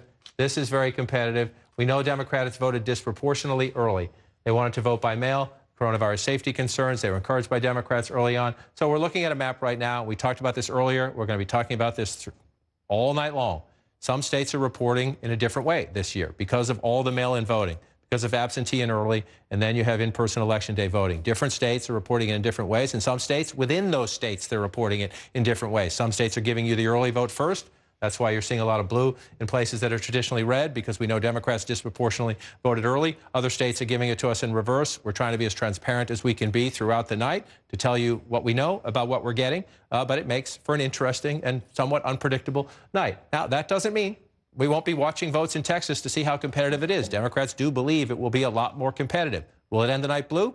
Stay with us. Brew some coffee. Look at the popular vote nationwide. 10% of the estimated vote is in. Biden is ahead by only 4,000 votes, 49.5% to 49.4%. And remember, we've been, Hillary Clinton won the popular vote by a large margin. We can go back and look at it, right? More than 2 million votes, close to 3 million votes, 4 years ago. The expectation is that Joe Biden will win the popular vote this time, but we have to see, and we're going to watch it as it plays out. So let's come back to the states where we know. Florida, I want to just start here because it has been a seesaw back and forth all night long. Donald Trump ahead right now by 22,170 votes in a state where we're approaching 10 million votes cast. We're just shy of that. That is a tiny lead, 49.6 to 49.4. And if you're looking at it, we're still waiting. You're starting to see the panhandle, Pensacola filling in here, Escambia County. This is the panhandle. This is where President Trump gets his votes. We're going to watch this play out. 22,000 votes, Wolf. Florida, we're still counting, and some others as well. All right, we have another projection right now. CNN projects that President Trump will win the state of Kentucky. He'll win Kentucky with its 8 electoral votes. That's a win for Trump in Kentucky over Biden. This is where it stands right now on the race to 270. Biden has 30. Trump has 26. Once again, 270 needed to win the presidency. Let's get a key race alert right now. Here are 5 battleground states right now where Biden is ahead. Let's start with Pennsylvania right now. Only less than 1% of the vote is in, but Biden is ahead by nearly 40,000 votes, 79.9% to 18.8% for Trump. In Texas right now, 10% of the vote is in. Biden is ahead by about 226,000 votes, 58.7% to 40% for Trump. Let's go to Georgia right now. 10% of the vote is in. Look at how close it is. Only 453 vote lead for Biden over Trump, 49.5% to 49.5%. In Ohio, almost a third of the vote is in. Biden is ahead by 348,000 votes, 58.5% to 40.4% for Trump in Ohio. In New Hampshire right now, 5% of the vote is in. Biden is ahead by about 6,700 votes, 57.1% to 42.2% in New Hampshire right now. We got some more states right now. Trump is ahead in these states right now, beginning in Florida. 86% of the estimated vote is in. Trump is ahead by some 65,000 votes, 49.8% to 49.2%. Very, very close in Florida, 29 electoral votes. In Virginia, about a quarter of the vote is now in. Trump is still ahead in the Commonwealth of Virginia by more than 214,000 votes, 58.9% to 39.3% in Virginia. All these races so significant. John King, you're looking at all this as closely as anyone is looking at it. What do you see? I see some unpredictability. I see a lot of swings back and forth. And again, that's the nature of the night. We need to remind everybody you had early mail-in voting, early in-person voting, and election day voting. 3 different challenges for every state, every county in America, and every election agency as they pull all this together. And some states are doing it. Some states are doing it different ways, even within the same state. So you see states that are blue, like a South Carolina. We're looking at it right now. It's only 5% of the statewide reporting. If it ends up that way, that's dramatic breaking news. We just don't expect it. We need you to be patient at home, and we just need you to remember, different states are doing things in different ways. West Virginia is blue at the moment. Early votes, we know Democrats disproportionately wanted to vote early by mail. So when states are counting those first, you're going to see blue in some places that are traditionally red. It's okay. They're votes. They're real. They're real. They're just not complete. It's just not contextual. We just don't have everything. And so, again, you see it in Texas here. It looks big and blue on the map. When you zoom in on the state, it's not much, right? We don't have much yet. Small county here, small county here. The most significant vote center here is Dallas. So Joe Biden is leading in the state of Texas right now because we have some votes out of Dallas. I just want to remind you with the history here, though, that alone doesn't mean Joe Biden is not competitive in Texas tonight. We're going to be at this for a few hours, but one little blue spot there is not enough to overcome what usually happens in Texas, which is this. So strap in at home, brew extra coffee. We're going to have to go through all this as we do it. But we'll watch it. Those are real votes. Those are all real votes. Everything you see on this map are real votes. It's just we get them in different orders from different states. We need to be careful and calmly walk through it. In the states where we're going, though, that Ohio is blue right now, we're up to about a third of the vote. That's significant. That means Joe Biden, we don't know if he's going to win Ohio, but we know he's competitive in Ohio. And we know that Donald Trump, right now, Joe Biden is ahead 57 to 42. We know that Donald Trump won Ohio pretty comfortably 4 years ago. So, again, win or lose Ohio, there's a lesson in this that Joe Biden is more competitive than Hillary Clinton in these industrial states. And this would be a big one. No Republican has won the presidency in modern times without winning Ohio. So that Joe Biden is competitive here is a source of angst right now at the Trump campaign headquarters. Now, they know more about this, and they know that these small grays are going to fill in, but more of these small grays are going to fill in red, but more of them have been just in the last few minutes, and Joe Biden's still a lead. This is what I mean. This is what Donald Trump does in small-town America. 78%, right? 62 to 1,600. Not a ton of votes, but if you do it here and here and here, and you start running it up, that's what happens, right? Especially in the ones where you're getting 70s and more. You come over here and you come over here. You're getting 68, 70%. You start to run up the votes. But Democrats, Joe Biden in the Biden campaign, number one, this is a must. Democrats always win Cuyahoga County, but look how much he's winning it by. About 4, again, we've been waiting for a while. We're at 42% here, and we'll see if it evens out. You have Cleveland, African-American turnout in the city, and then the suburbs around it. The encouraging part at this moment, and we'll see if it sticks, is not just that Cuyahoga County, Cleveland is blue, but that Lake County to the northeast is blue. Suburban Cleveland right there. Close, but still, you're winning in the suburbs, and then you move over here to Lorain County as well. You go back in time here, you see Hillary Clinton carries this, but it's essentially a split, right? 47-47, a split there. Joe Biden right now on top by a more significant margin. These are the suburbs. There are more people. It's the 9th largest county. There's 88 in the state of Ohio. This is also encouraging to the Biden campaign when you come over here. Not just that you're winning. Democrats are supposed to win here. But again, with about half the vote counted, we'll see if it changes. Again, you get early votes, you get in-person voting. They come in different ways. Sometimes you get a big dump and it changes everything. But 62% right there. You come back pretty close split in this county. This is blue collar, work with your hands, America. It used to be reliable Democratic votes. This is where Trump cut in deeply to the Democratic Party right here. So now you come out here, we're going to watch Ohio come back to 2020. It's a great race. This tells you, no matter how this ends, this tells you that this is a very different campaign than we had 4 years ago, and that Joe Biden is more competitive than Hillary Clinton. You see Michigan votes, you see Pennsylvania votes. That's it right there. Joe Biden can be president if he just changes what happened 4 years ago in the industrial Midwest, but it's everywhere. He's in play everywhere. Let's pull up the red down here. 11,000, 28, 117,000, I'm sorry, Trump vote lead right now, 50% to 49% if you round up there. And we're starting to get the panhandle, right? So you come all the way to the west, Escambia County, Pensacola, 53, so 54 to 44. You go back in time, that's a little, Trump's underperforming a little bit there percentage-wise. 88,000 votes, 69,000 votes, so that could be significant. This is the most populous county here along the panhandle right here. You keep an eye on that. It's red for Trump, as it should be, but remember, Joe Biden is underperforming in Miami-Dade, or at least he was. We'll check on it in a minute. If you're underperforming places, you need to do better elsewhere. Could be some votes there to be made up there. And you start moving across the panhandle. And again, this is what the president does in smaller counties. And this one's a medium-sized county. It's 30. It's in the middle of Florida. 67 counties in Florida. This one's 30th. You keep coming across. This is what the president does, and you rack up the votes here. And if you pull it out into context, there are a lot of them, right? So you come across here. This is Alabama. This is Georgia. This part of Florida votes like the South, except for the cities. Now, we were waiting earlier for Leon County. This is Tallahassee, the state capital, the suburbs around it. You see blue right here, 63% for Biden, 60%. You might say that's not a big deal. In a state as tight as Florida, those little margins, if you can perform, again, especially if you're struggling in one place, you have to overperform somewhere else. So you see, you're watching that play out there. Again, though, the president's still 112, 113,000 if you round him up. Earlier, I was talking about, this is 2016. I'm sorry, I'm looking at the 2016 map. This is Duval County here. It was red 4 years ago. It is blue right now. You come back up.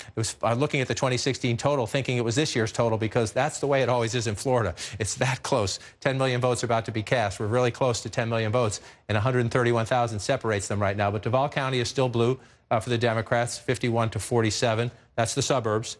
Donald Trump makes it up in the rural areas. And then we're going to come across here. I just want to see where the margins are. One of the things you get, at this point, Florida's returning so quickly, you're starting to figure out what's still out. Where can you find more votes? If you're going to make up 100,000, which is the lead right now, where can you get it? Orange County, growing, a lot of votes here, but about 93% of the estimate in. We'll see what the numbers are. We'll see what more votes come in. 383,000 here for Joe Biden right now, 329. So that's 50,000 votes. He's running ahead of Hillary Clinton, 50,000 plus from 4 years ago.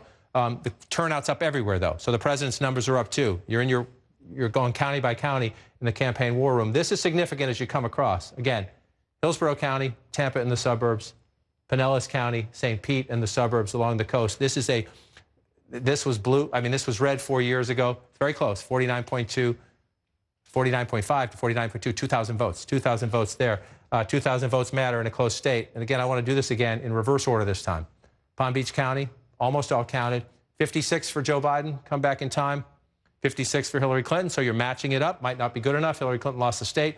Come back to 2020. You come down here, 66%, second largest population center, second largest county in terms of people in Florida, 66. Come back in time, 66. You're essentially matching what happened 4 years ago. The vote count, 553. 562, turnout's up a little bit, but you're essentially matching the percentages there. And then you move down here. And this is the trouble sign. Again, we're not done. We're not done counting in Florida. Joe Biden can make it up somewhere else. But 54% Miami-Dade, 579 to 486,000. If you look at it there, number one, this is your biggest county in Florida. This is where the most votes are. We'll wait for more. But Hillary Clinton won this in a landslide. She walked out of here, 624 to 333. Hillary Clinton built up a huge lead in Miami-Dade, and she still lost the state. So Joe Biden is they're looking at that in Biden campaign headquarters, wondering what's left. You'll see what else comes in. You can make it up. It's a big population center. A lot of votes can come in. You can change the math, but you're not going to get back to that percentage. Again, 63% there, 54% there. If Joe Biden loses Florida narrowly tonight, this will be why. But we're not done yet. We're not done counting yet. You come back out, although that lead now 163,000. Just in the course of this conversation, President Trump has stretched it out. He stretched it out as it starts to fill in here, and as we get more of the votes here. This is what he does. And again, this is the Trump coalition. These smaller places, Not a ton of people live here, but the president's above 80% in these places. He racks it up. 163,000 Wolf, 574 votes, 10 million now. We are past 10 million votes in the state of Florida. Remarkably close, 50.3 to 49 if you round that up. 89% of the estimated vote in Florida has already reported. We're standing by for the first results from Arkansas just minutes from now, as well as the second biggest round of poll closings right at the top of the hour. That's when a slew of battleground states are on the line: Arizona, Colorado, Minnesota, and Texas, as well as Michigan and Wisconsin. The next hour could go a long way toward deciding who ultimately wins the White House. We'll be back in 2 minutes.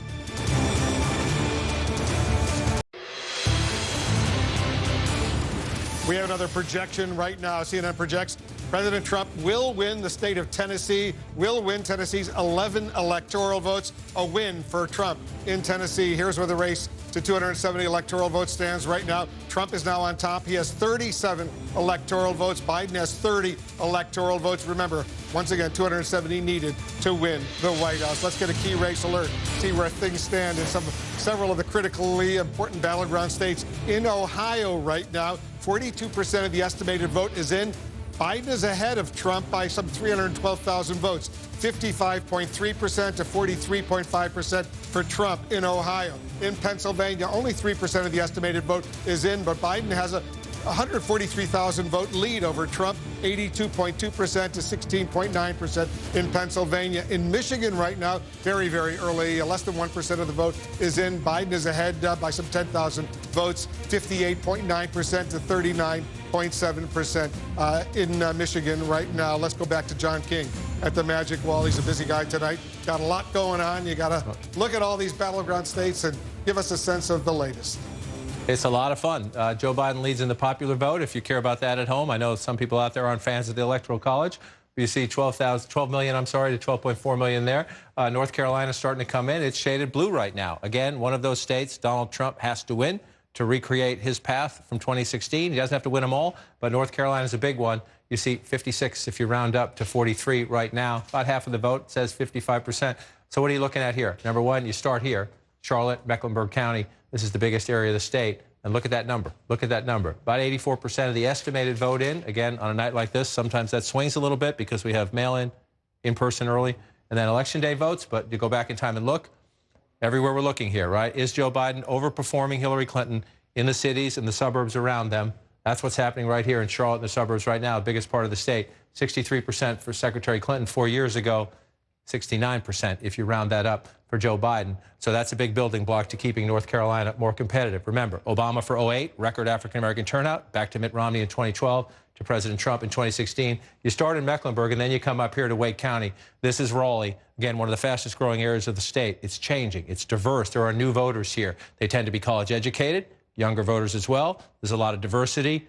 Not Donald Trump's vote. The new vote here is not Donald Trump's vote. 65, 66%. If you round it up to 33%, again, it's the second largest county in the state. It's about 10% of the state's voting population. 58% for Secretary Clinton, 66% for Joe Biden. So overperforming here, you just move over. This is the research triangle. Again, college-educated voters, suburbs turned away from President Trump during his presidency. 82% right now in Durham County here. Look at that. That's a big number. 82%. You go back in time, 79%. So you think that's only a little bit on the margins in a close state. That's what matters. Because, again, this is another one of these states, and we see this all across America. We're watching it play out in Florida. We're going to watch it play out in Georgia. We'll see it in central Ohio. The president runs it up in the small towns, 67% here. He had a rally here just the other day. This will be interesting to watch. There are Trump super counties, if you will, around the country. The president went to certain places to do his rallies because he knew he was losing in the early voting, and they were all designed to turn people out. So you want to watch this here. 67% Trump Clinton, right? Catawba County. Let's come back here to go see where we are. It's about the same, right? Is that enough? 45,000 votes now and some change. 48,000 4 years ago. That could be a key test. We'll watch this play out. That's 75%. Let's watch. The president had a deliberate travel plan. He went to certain places where they knew their voters are, where they thought they could turn, at least match 2016, hopefully exceed 2016. So let's watch this when we get closer to the final. He was there for just a rally the other night. You pull it back out. Again, if you're the Democrats, you got to run it up in the cities. Asheville, suburbs around it, 63% now. 55%, 56% if you round up 4 years ago. Those are the building blocks. Go to the places where your candidate did well 4 years ago, but grow and build, especially in places where the population is changing like it is in North Carolina. Let's pull back out again and just take a look. Just want to wander through all this. You come down to the coast here in Wilmington. Not as big. It's the 9 of 100 counties in terms of the population, but you're down along the coast here. This is where you find Republicans in the suburbs, right? 52% to 47% is where we have it right now. Donald Trump carried this county with 50%. Again, it's 3 or 4 point swing. You think that's not a huge deal. It is when you're 55,000 votes for the president 4 years ago, 52,000 votes now in a very close state. 2,000 or 3,000 votes could matter. The Democrat getting 58 plus for Joe Biden there compared to 50. So 8,000 votes. 8,000 votes can make a difference in a close state when you're racking them up. Now, turnout is up everywhere. So everything, you're not making a direct comparison. We have to be careful about that. Let's come in here to Fayetteville. Both campaigns spent a lot of time here. The president had a rally here as well. Senator Harris was here. 60% for Joe Biden, 38% for the president. Let's go back in time. 57%. Again, Joe Biden overperforming. Let's actually pull that out and see if we can see how significant the overperforming is as we come into the thing. Let's see where he's overperforming here. Oh, sorry, I'm in the wrong map. Thank you. Let me come back out here. Back out, and we hit where is he overperforming, right? And so he's overperforming. If you see these counties where he's overperforming, where the two biggest places for a Democrat, for anybody, but for a Democrat in North Carolina, they are Mecklenburg County and they are Wake County. And you see here, he's overperforming Hillary Clinton by 5 percentage points here, the biggest, most populous county in the state. That's the building block of a smart campaign. Then you come over here to Wake County, second largest county in the state. Again, changing population. You know what happened in the suburbs during the 4 years of Donald Trump. This is where you go. You turn out your African-American base. You try to get young people on those college campuses. Here in the Research Triangle, a lot of new voters with college degrees, professionals in the suburbs. That's what you try to do. And you see Joe Biden, and you come out here. This is significant as well. These are counties President Trump is going to win. But Joe Biden is overperforming Hillary Clinton by 5 percentage points or more. What's that mean? Shrinking the president's margins in these smaller places where the president tends to run it up. You shrink the president's margins there. You expand your margin in a place like this. Let's check in on Winston-Salem as well. I don't want it to feel forgotten. Important to the Democrats here. Again, 59%, just shy of 100,000 votes for Joe Biden. That's 5,000 votes. 5,000 votes matters in a close state when you're coming through. So you come back to 2020 here. We're not done in North Carolina. I'm not saying by any means we're done. We're going to keep counting votes, but let's turn this off and look at the entire state. 54 to 48. That's a nice lead for the former vice president right there, 60% in. You know, in a lot of these places here, the president's going to get his votes. But if you're the Democrats and you look at the early North Carolina map, you are encouraged, especially when you compare in the suburbs and in the cities. Did you turn out the Democratic base? Did you make inroads in the suburbs? That's what that looks like so far. We got a ways to go. And I say when we have a ways to go, we're looking at a South Carolina right now that is blue, which reminds us, go slow, be cautious. Don't think anything we see now is absolutely definitive about where we're going to end the night. However, just that it's closer, it's only 9% of the vote, just that some of these red states are going to be closer does tell you something. There's a competitive Senate race there. We'll see how it plays out when we get more votes. Let's keep going down. Ohio is still blue. I was going to go south to Florida, but Ohio is still blue. I just want to check on it. About 40%. That's where we were last time. 55. There's a lot of, not as many, though, rural counties to fill in here. And we'll just pull out to the map and we look just really quick. Florida, still close, but the president holding that lead there. Georgia, still close, ways to go. Long way to go in the vote count in Florida. In Georgia, not as much to go in Florida. If you're the president, you're looking at 189,000 in Florida, and you're starting to feel a little bit more comfortable. 206,000 right now. 90% of the vote in Florida is in. Let's check in with Jake, Dana, and Abby. All right, Wolf, thanks so much. So there's a lot of blue on the map right now, but of course, it's still very, very early. What are you looking for? Look, I mean, you're exactly right. The fact that Georgia, in particular, seems to be so competitive when 4 years ago, if anybody would have told us, you know, watch Georgia, we would have said, no, that's a very red state. And it seems to be really giving Donald Trump a run for his money. And it is, as we talked about, and which is similar in a lot of other battleground states, the changing demographics and the suburbs. Yeah, I mean, I do think that we might see tonight a little bit of a distinction. I mean, when we talk about demographics, we often sort of talk about it in in a way that where we're saying all demographics benefits the Democrats, but that's not always the case. In Florida, Joe Biden is struggling because he's struggling with Latino voters in Florida in particular, but we might see him benefiting from non-white voters coming out for him in places like Georgia, in places like Ohio, in places like North Carolina as well. So we'll see what happens, but it's not going to be necessarily an even story all across the map because of these different populations acting in different ways. And you said non-white voters. I think the other thing that's interesting that we're seeing is that white voters, which, you know, either college educated or not, you kind of think of more historically for Donald Trump. It seems to be changing, at least in the exit polls that we're seeing so far. Well, there are, in some of these states, it's a smaller percentage of voters that are white. Yep. And Donald Trump is not doing as well with them, even if he is winning them. And it's those different kinds of margins that will determine this election ultimately. And of course, there's also different kinds of Latino voters, for example. There's Latino voters who are largely Cuban-American and Venezuelan-American in southern Florida. And then there's Latino voters who are largely Mexican-American in Arizona. And it's a very diverse group politically, in addition to where their ancestors are from.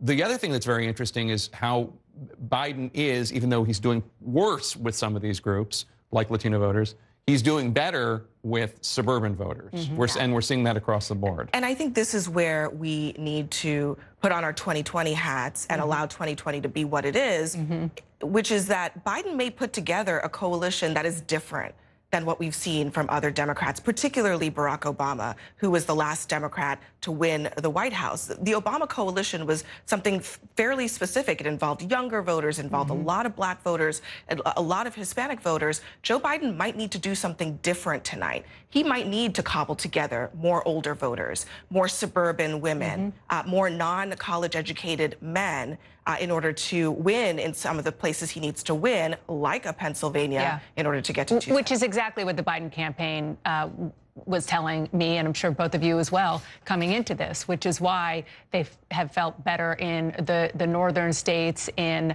the northern Midwestern states, because his coalition isn't the same as the guy who was the president when he was the vice president for 8 years. It's just different. No, he's middle-class Joe. That's what he calls himself. Scrappy kid from Scranton. But they've got to perform. I mean, this is where the rubber meets the road. And I think when we talk about what's going on in Florida, this is where Democrats were not able to turn out their voters. They have to turn them out elsewhere on the map. Of course, we're all still waiting for those big 3 Midwestern states, Pennsylvania, Wisconsin, Michigan. Wolf?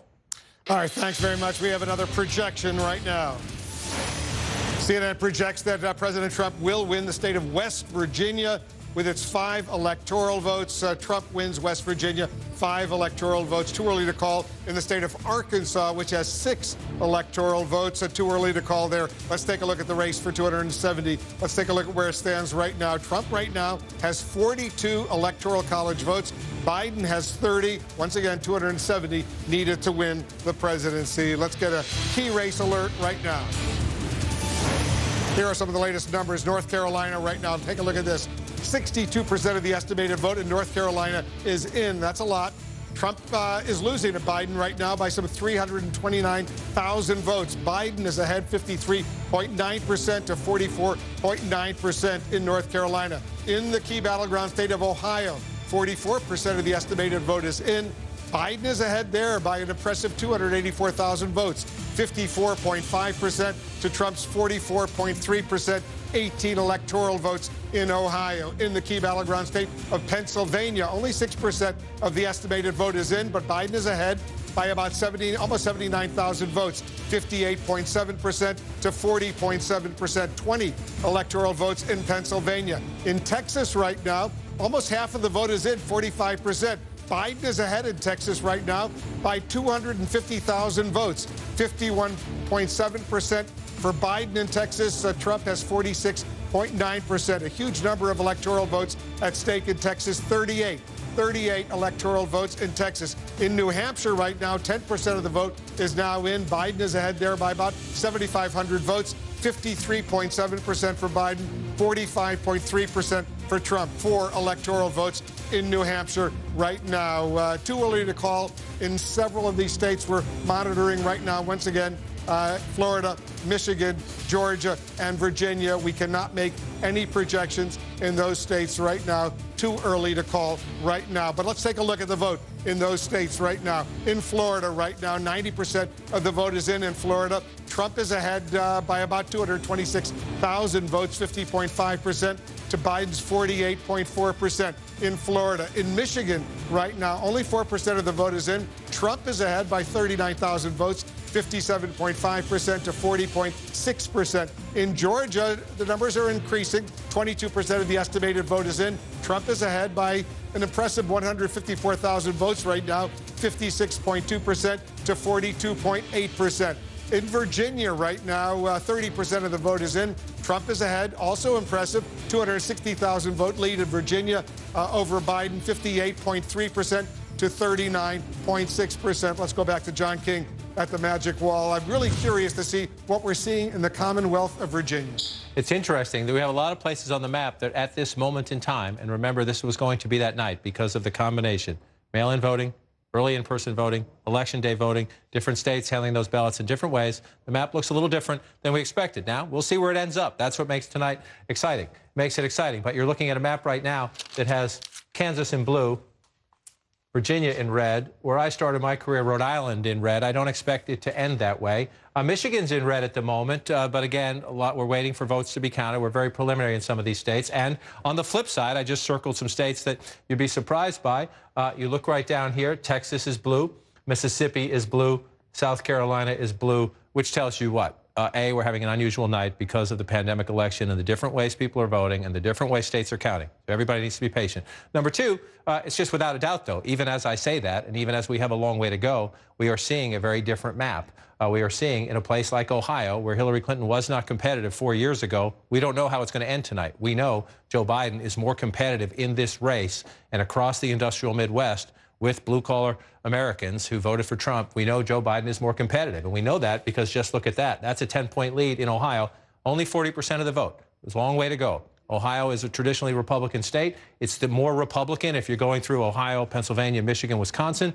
This is more Republican than those states, so we'll see how it ends up. But the fact that Joe Biden is competitive and the fact that he is doing what a Democrat needs to do, at least so far, we're not at the finish line, but so far the building blocks of a Democratic win in a state as fiercely competitive, Republican-leaning even, is Ohio. Is you've got to run it up in the cities. This is the biggest one of all, Cleveland, Cuyahoga County, 75% of the vote right there. You go back 4 years ago, again, 66%, overperforming Hillary Clinton. Lake County in 2016 went for Donald Trump. This is the suburbs to the northeast of Cleveland. Right now, 61% of the vote in those suburbs going for Joe Biden. Remember what happened in 2018. In 2016, Donald Trump narrowly wins the suburbs. He's president. 2018, the suburbs revolt. Nancy Pelosi is speaker. Test tonight. Does that last? Does that accelerate? Does it stay the same? Lake County right now, we'll see. We're not at the finish line. Tells us that the suburban revolt and rejection of President Trump continues. Is it enough in Ohio? We don't know yet. But Lorain County again, to the west of Cleveland, Joe Biden at 57% when you round up. You go back in time, almost 10 points, running almost 10 points ahead of Hillary Clinton. Again, look at the vote totals. Turnout's up everywhere, so this makes the math a little different this year. 66,000, just short of 67,000 there. Joe Biden running behind that right now, but we still have 60% of the vote. We're going to watch as it plays out. Again, you come back out to Battleground, Ohio. Why are we spending so much time on it? Joe Biden flips this state blue. Donald Trump has no path to re-election. If Joe Biden flips this state blue, Donald Trump has no path to re-election. That's why we're going to spend some time on this. And we're watching it right now about halfway through, though. About halfway through means things can change. So let's keep an eye on it. Let's come back out. You see Pennsylvania is blue. I just want to stop here very quickly to see we don't have anything yet. So it's blue at the moment with early votes. We'll stay with this one. We're told, Pennsylvania could be tomorrow, could be a couple days after that. We'll watch as it fills in. Joe Biden has a lead early on. It looks blue on the map. You're happy if you're a Democrat, but that's not, we're not there yet. So you come down here. I said if Joe Biden wins Ohio, Donald Trump's path to re-election is blocked. If Joe Biden wins North Carolina, Donald Trump's path to re-election is almost blocked. You can come up with some other scenarios, but it's really hard. And so you're looking at this one right now, 66, 2/3 of the vote in Wolf, 53 to 46 when you round up, 275,000 vote lead. That gets hard to overcome at some point. 66% of the vote in North Carolina is in, and Biden has a 275,000 vote lead. I want to check in with David Chalian right now. So we have a sense, David, how much of this vote is early vote? How much of it is today vote? We do have that sense. As John was just showing you, what you see here now is a Joe Biden lead. He's got 2 million votes to Donald Trump's 1.7 million. This is 66% of the estimated vote that is in North Carolina right now. But Wolf, I want to show you what percentage of that is early vote. 97% of the current vote that you're looking at in North Carolina is early vote. That's benefiting Joe Biden. In fact, in the big Democratic counties, in Charlotte, in Wake County, and in Raleigh area, it's almost all early vote, those big Democratic counties. And we expect the share of the early vote to go down to 75% of the total vote at the end of the night. That could benefit Donald Trump as more election day vote comes in. So it's just a note of caution that right now, the vast majority of the vote that's in North Carolina is early vote, and that is benefiting Joe Biden at the moment. So there's still more election day vote to be counted. What about Ohio? Do we know Ohio? Well, in Ohio, I think what we see here is that Joe Biden's also benefiting from early vote there, but there's more early vote to come in there. So, take a look here. We have 49% of the total estimated vote in. 29% of it right now is early vote. We think that's going to climb, okay? 53% is our estimate of the Ohio vote that will be early vote. So it's an opportunity, actually. Joe Biden has the lead now for him to actually grow his lead in Ohio, perhaps, Wolf. That's very interesting, and John, as you and I well know, no Republican has ever, and you've pointed this out, has ever won the White House without carrying Ohio. Right. It was so critical. Obama took it back from George W. Bush. Remember the 2004 election? People forget how close 2004 was. 2004 came down to one state, Ohio. That was the first election after 9/11. It was a very close state. But let's come up now to 2020. We can do history another day because we have history unfolding before us right now. And in 2020 right now, this is a very important point that David just made. And this is why we've said throughout the night, we need you to be patient at home. This is all real. These are real votes. However, the context is we're waiting, right? So a lot of this is early vote. We know Democrats voted disproportionately in some states more than others. North Carolina is one of the states where we know Democrats disproportionately voted early. Democrats returned their ballots early in the mail-in voting. So now we watch to see the election day vote. And again, that's why the president was traveling the country in the last week in places like North Carolina, trying to get his people to show up today because he knew coming into today he was behind. This tells us that was, in fact, correct. And so you're looking here in Mecklenburg County, which is the largest county in the state, and you bring it up. The challenge is, we think this is about 84% of the vote. Joe Biden will win Mecklenburg County. Hillary Clinton won Mecklenburg County. It's Charlotte and the suburbs around it. The question is, can Donald Trump close that gap? Close that gap. It's all about margins when you're in a close race, right? In the places you see on this map that are blue right now, Joe Biden's leads are enormous. That's Charlotte. This is Winston-Salem. Again, 59 to 40, right? So almost a 20-point lead there. Let's just go back and take a look. 59 to 40, you come back here, 53 to 43. So a 10-point race, 10 points and change here. 4 years ago, Donald Trump carries the state. With the early vote, Joe Biden has a much bigger advantage. Now we have to count the rest. We have to finish. We have to finish. We might be 2/3, 3/4 even way around the track. We're not finished. And we have to wait for those votes to come in before we can tally. Joe Biden is doing what he needs to do, impressively, actually, when you look at these places, but we're not at the finish line yet. So you come up here to Durham County. Again, 83% in. Let's see when that election day vote comes in. Does President Trump narrow this gap? That's ouch, right? 82 to 17. If you look at it that way, you go back in time. It was ouch 4 years ago, 80 to 18, right? But again, in a race on the margins, can he get it just a little bit closer? A little bit closer. Even in a place you're not going to win, you got to get it a little bit closer. And then let's pull back out again. Number two, this was it. The Democrats spent a lot of time here. Wake County, second largest county in the state, one of the places that is growing again. You start in the city, you move out to the suburbs, 65, 33, 58, 38, if you round up for the president. Again, this is why it matters. But again, we have to see if it sticks. Right? We have to see if it sticks. The Democrats got around the track with the early voting. Now we'll wait for the rest of the election day vote to come in. And one of the things you counter with, you see the open spots, the gray spots, right? These are the smaller, more rural counties. Let's just go back in time. We don't have anything there. This is where Hillary Clinton actually won Chatham County. So that's an opportunity there for the Democrats if it comes in. We have nothing there so far in a place. Let's come back to 2020 here again. You come over here. You start getting between Asheville and Winston-Salem, right? This is an interesting area. The president tends to run it up in places like this. We don't have anything yet. You come back in time, this was a 68% county 4 years ago. So this is what you want to watch. When the rest of it comes in, these are smaller counties, so it's hard to overcome a big lead, 250,000 votes. When you're at 67%, you're starting to get into the danger zone. But there's room. There's room on this map for the president to certainly narrow it. I want to check one more down here in Fayetteville and bring this out. Cumberland County, again, the president did a rally here just the other night, 60 to 38, 56 to 40. Got to get up a little bit more. Again, you say, oh, that's not that much. It can matter in a very close race to narrow those margins.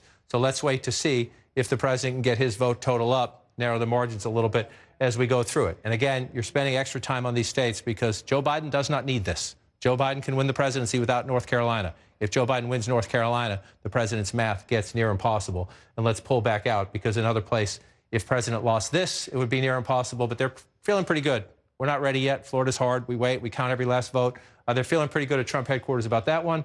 Let me just check up here on Georgia.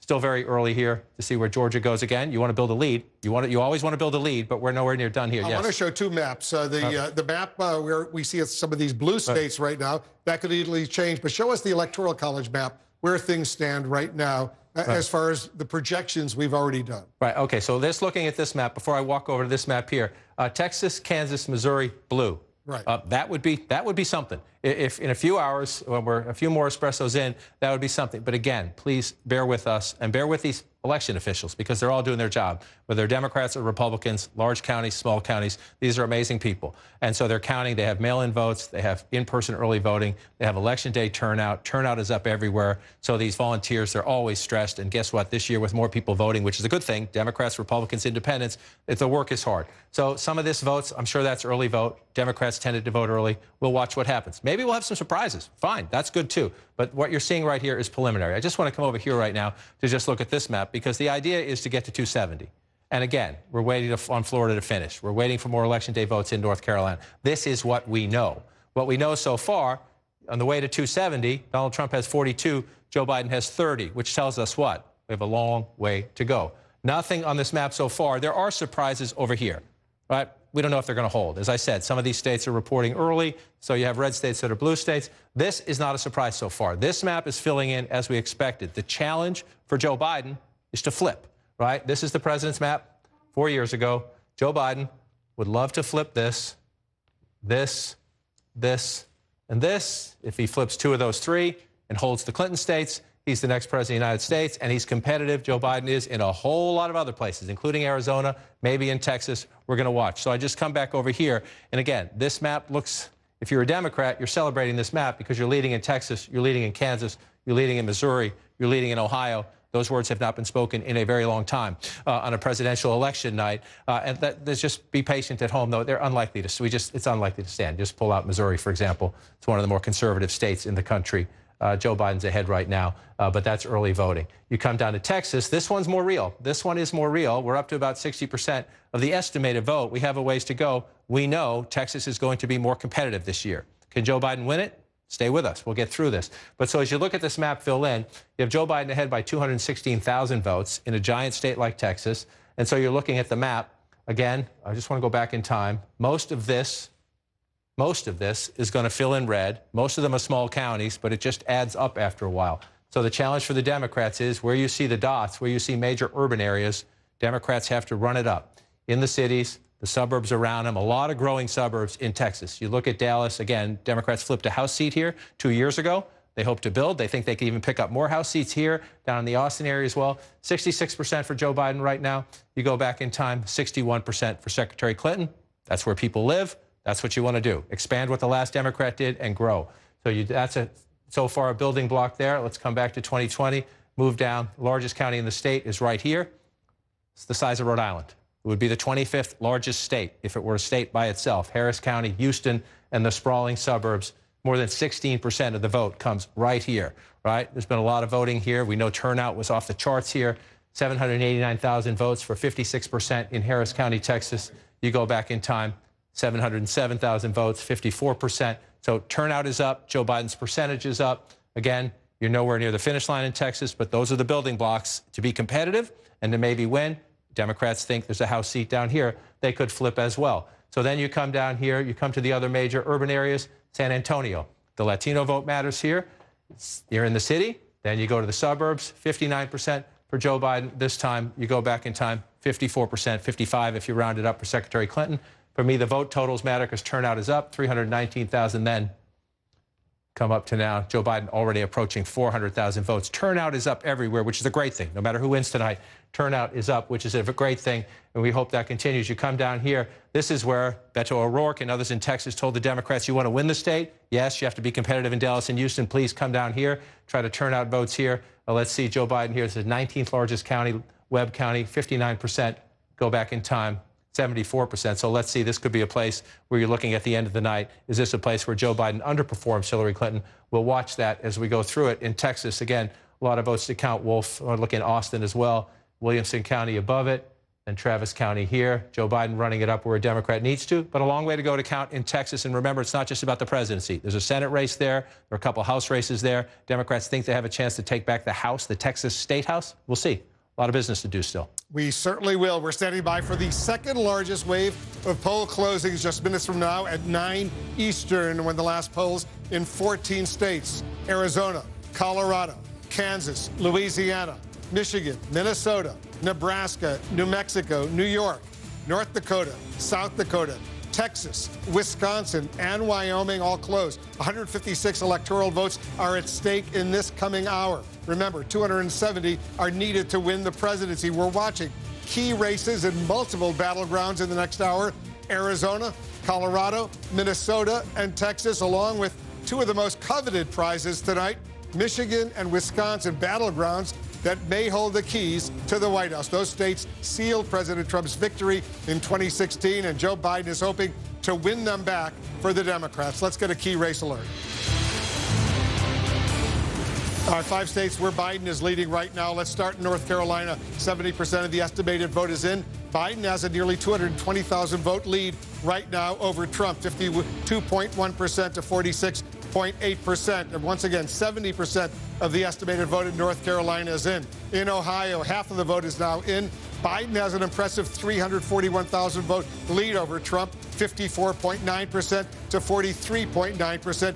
18 electoral votes in Ohio. In Pennsylvania, only 10% of the vote is in, but Biden has a 210,000 vote lead, 213,000 vote lead over Trump, 65% to 34.3%, 20 electoral votes in Pennsylvania. Texas, a huge prize, 38 electoral votes, 62% of the estimated vote is in. Biden has a lead of 189,000 over Trump, 50.6% to 48%. In New Hampshire, 13% of the estimated vote is now in.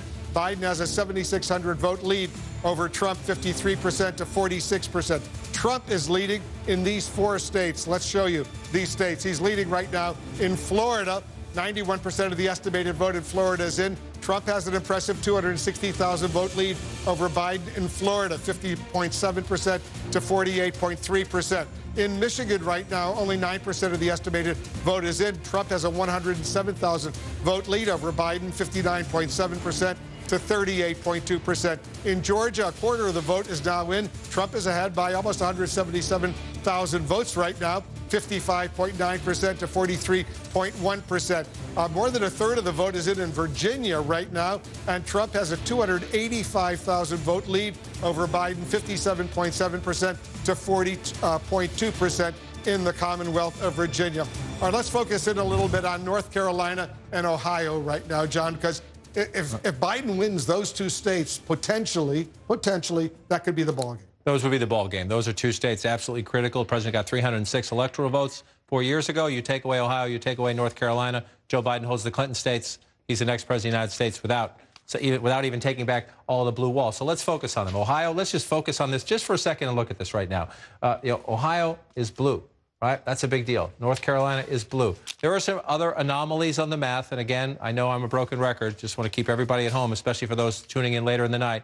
Mail-in voting, early in-person voting, Election Day voting, the combination of those things, the count's going to come in different ways tonight, and things are going to be different. And things are going to be different, and the map's going to bounce around a little bit. And this is real. These are votes. We're counting them. They're important. It could change. It's not where we are in the middle. It's where we get in the end. And for out here, we haven't even begun yet. So let's just get to Ohio, because we're in the middle here, 50% of the estimated vote count right there. And however this ends, this is already a statement tonight about how Joe Biden is performing differently than Hillary Clinton outperforming Hillary Clinton in the industrial Midwest. Look at this, 54.5 to 44.3. It's almost a flip of 4 years ago. The president carried the state 52 to 44. That was a handy win, an easy win, almost an easy win for Donald Trump 4 years ago. And so now you come forward here. We're not done. We have a way to go here. We have a way to go here. But I just want to look at this in Cleveland. You bring this out. That's what you want to do as a building block. That's one way to look at it. You go through the building blocks of a state. Let's look at it another way, right? One of the challenges is, why Joe Biden, not Hillary Clinton, right? We've said consistently, Joe Biden is not Hillary Clinton. That's not meant as a criticism of anybody. It's meant as a performance metric. Look at this. This is Joe Biden outperforming Clinton by 5 percentage points or more. Look at all of these counties. And yes, in the blue counties where Democrats need votes, that's important. You're getting more of your people. You're outperforming in the places, Democratic bases, in the cities and in the suburbs. That's critical. But you know what's just as critical? Look at all the red. In all these small places where Donald Trump runs it up. That's why he's president. Runs it up in Pennsylvania, ran it up in Wisconsin, ran it up in Michigan, ran it up in Florida, ran it up in North Carolina. That's why he's president. It's very impressive where Biden is overperforming. Where's Trump overperforming? So you come out, that's where you want to come out, right? So take that off. Is the president overperforming himself? Look at this in Ohio, one county. Wow. One county, right? So you come up and you say, well, okay, what about overperforming? Let's turn that off. Where is he underperforming? A lot of places. So Joe Biden is overperforming in Democratic areas and in Trump counties. The president is underperforming by 5 points or more. Importantly, number one, these smaller counties, that's where he tends to run it up. He gets 70%, he gets 65%, he gets 82%. It's a couple hundred votes here, a couple thousand votes here. That's how you win a state. He won this one convincingly. But remember, Donald Trump, I am your voice, right? Trade deals, trade. Sanders voters come to me. They live here. They live here, right? 61 to 37 right now. You come back 4 years ago, 49 to 47. This is the story of Ohio right now. Will it get there to the finish line? We don't know. But Joe Biden is overperforming Hillary Clinton.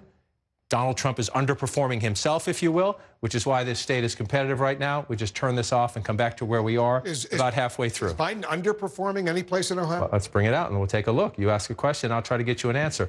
Is Biden underperforming anywhere? The answer to that is no. At the moment, the answer to that is no. And again, that was right. Remember back, and Joe Biden said this today when he was talking to reporters. At the beginning of the primaries, everybody said, you're not the guy, you're not the fit, you're not what we want, you're not in touch with the movement of the Democratic Party, the progressive wing of the Democratic Party. Joe Biden's message was, I can win these guys. Joe Biden's message was, I can do better than Hillary Clinton here and here and here. Toledo, Akron, Youngstown. If a Democrat is doing better than Donald Trump in those places, Democrats are expected to win them. The question is the margins. Yeah. That's how you win. And Biden is ahead by 300,000 votes right now in Ohio. Let's do the same thing in North Carolina right now. Let's come over. North Carolina blue at the moment. We're not at the finish line. Democrats would see this and celebrate. Republicans would see this and get nervous. We're not done yet. We're still in the middle chapters here, but we're up to about 70% of the estimated vote. Those numbers will swing a little bit too with the combination of the voting. Early votes came in first. We're waiting to see. We knew a lot of this early. Joe Biden's early lead was because of the early vote, right? The question is, the president was rallying there all week long. The vice president went there as well. Can you turn out today on Election Day, the Trump army, to overcome the early voting? Well, 51, rounded up, it's 52 to 47. Just to go back for comparison, again, 50 to 47. 3-point race for the president 4 years ago. Right now, Joe Biden. And so, Joe Biden, you want to do the performance metrics. Let's look at it. Where is the president overperforming Hillary Clinton? Well, a lot of places, and a lot of places that matter. Again, that's Biden. Biden overperforming Hillary Clinton by a lot of places, including the places you need votes the most. Most populous county in the state, Mecklenburg. Biden outperforming Clinton by 5% or more. 68.4, 63. This was a good county. This was a good county for Hillary Clinton 4 years ago. She did that's a very good job, right? You're looking at that, but Joe Biden is doing it even more so. In this case, some of that's Joe Biden. Some of that, when we flip it and look at the president, some of that's Donald Trump because of the suburbs around, without a doubt. So you come up here to Wake County, number 2 county in the state. This is about math in the end, right? Number 1 county, run up the vote. Number 2 county by population, run up the vote. That's what Joe Biden's doing, 65 to 33, 58 to 37. That's where it matters. Get the votes where the people are and try to run it up. So this is where you pull it out this way. This is where Biden is overperforming, right? Is Biden underperforming anywhere? Let's check on that one first. Again, 1 county, 1 Republican county. That's a pretty good record. And so now we're going to flip it this way. Where's the president underperforming? Several counties so far. Not a ton, not a lot. This is a very competitive state. So if you're the Trump campaign, that's not horrible. You don't want to underperform anywhere. Let's see if the president is overperforming anywhere. which is the key. Can you do better than you did in a couple of these smaller counties down here? That's what makes it a battleground state. But the key here was the first metric we showed you. The key metric, if you're the Democrats, you lived the last campaign. Those are a lot of important places. And it's, again, when you see Winston-Salem, Charlotte, Raleigh, those are where the Democratic votes are. Cities surrounded by suburbs. The farther out in the suburbs you can go, that's what Democrats are trying to do. And so if you're Joe Biden, especially, again, down here along the coast, you're looking for places that flip. New Hanover County, you're along the coast. Wilmington, 52-47. 4 years ago was the other way, 50-46. You're flipping counties because you're overperforming. These are suburban voters. This, again, the Republican revolt. Women will watch the women votes number, the gender gap at the end of the night. But if you're coming in here now, let me just turn this off as we go and look. Here's where we are. 193,000 votes. That's a little closer. That's a little closer. The election day vote is starting to come in. The lead is shrinking a little bit. And again, as the election day vote comes in, you're watching places like this, tiny counties, right? There's 100 counties in North Carolina. This is number 21. This is where the president does it. 70%, things like that. You come back in time. 72%, right? So this is where he does it here in North Carolina. We're going to watch this play out. I just want to pull out the map just to see if anything else has changed. Come back to 2020 and take a look. Texas is still blue. Let's just take a peek. Still at 65%, but again, see the smaller here. Most of that's going to fill in red. Most of that's going to fill in red, but if you're Joe Biden, you're looking at that, you're encouraged. We got a long way to go, though. Long way to go. Let's just move around. Oklahoma is as it should be. We see that one coming in red. I want to come back over here and look again at Georgia. We haven't had any votes from Georgia in a while. The vote count's not going up that much. It's a comfortable lead for the president right now, but we got a long way to go here. Let's just come back to Ohio, the state that could decide it all. Again, the president needs this one. Absolutely needs this one, without a doubt. We're at 52%, 54-45, battleground Ohio. Map starting to fill in, but still a long way to go, Wolf. Certainly is. Voting, John, is about to end in 14 states. That's the second biggest wave of results tonight. 156 electoral votes are up for grabs. We're watching 6 key battleground states, from Arizona in the west to Michigan and Wisconsin in the Midwest. We have a projection right now. CNN projects that Joe Biden will win the state of New York and win its 29 electoral votes. Biden beats Trump in New York State. We cannot make projections at this hour in these states: Arizona, Colorado, Kansas, Louisiana, Michigan, Minnesota, Nebraska, New Mexico, North Dakota, South Dakota, Texas, Wisconsin, and Wyoming. Take a look at the Electoral College map where it stands right now. With Biden winning New York State, Biden is now ahead. He has 59 electoral votes to Trump's 42 electoral votes. You need 270 to be elected president of the United States. Let's get a key race alert right now, see where things stand. First of all, let's go to North Carolina right now, 15 electoral votes. 74% of the estimated vote is in. Biden is still ahead by about 170,000 votes, 51.4% to 47.5% in North Carolina. Let's go to Ohio right now. More than half of the vote is now in. Biden is ahead there, an impressive 281,000 vote lead over Trump, 53.6% to 45.1% in Ohio. In Pennsylvania, only 14% of the vote is in, but Biden has what looks like a comfortable lead right now, 353,000 vote lead over Trump, 66.8% to 32.4% in Pennsylvania. In Texas right now, look at this, 65% of the estimated vote is in. Biden still maintains a lead. It's close in Texas. He has a lead of about 84,000 votes, 49.8% to 48.7% in Texas. In New Hampshire, 13% of the estimated vote is in. Biden has a 8,600 vote lead over Trump, 53.2% to 45.7%. Trump, on the other hand, is leading in these 4 states. In Florida, 92% of the estimated vote is in. Trump has a pretty comfortable 271,000 vote lead over Biden. In Florida, 50.8% to 48.2%.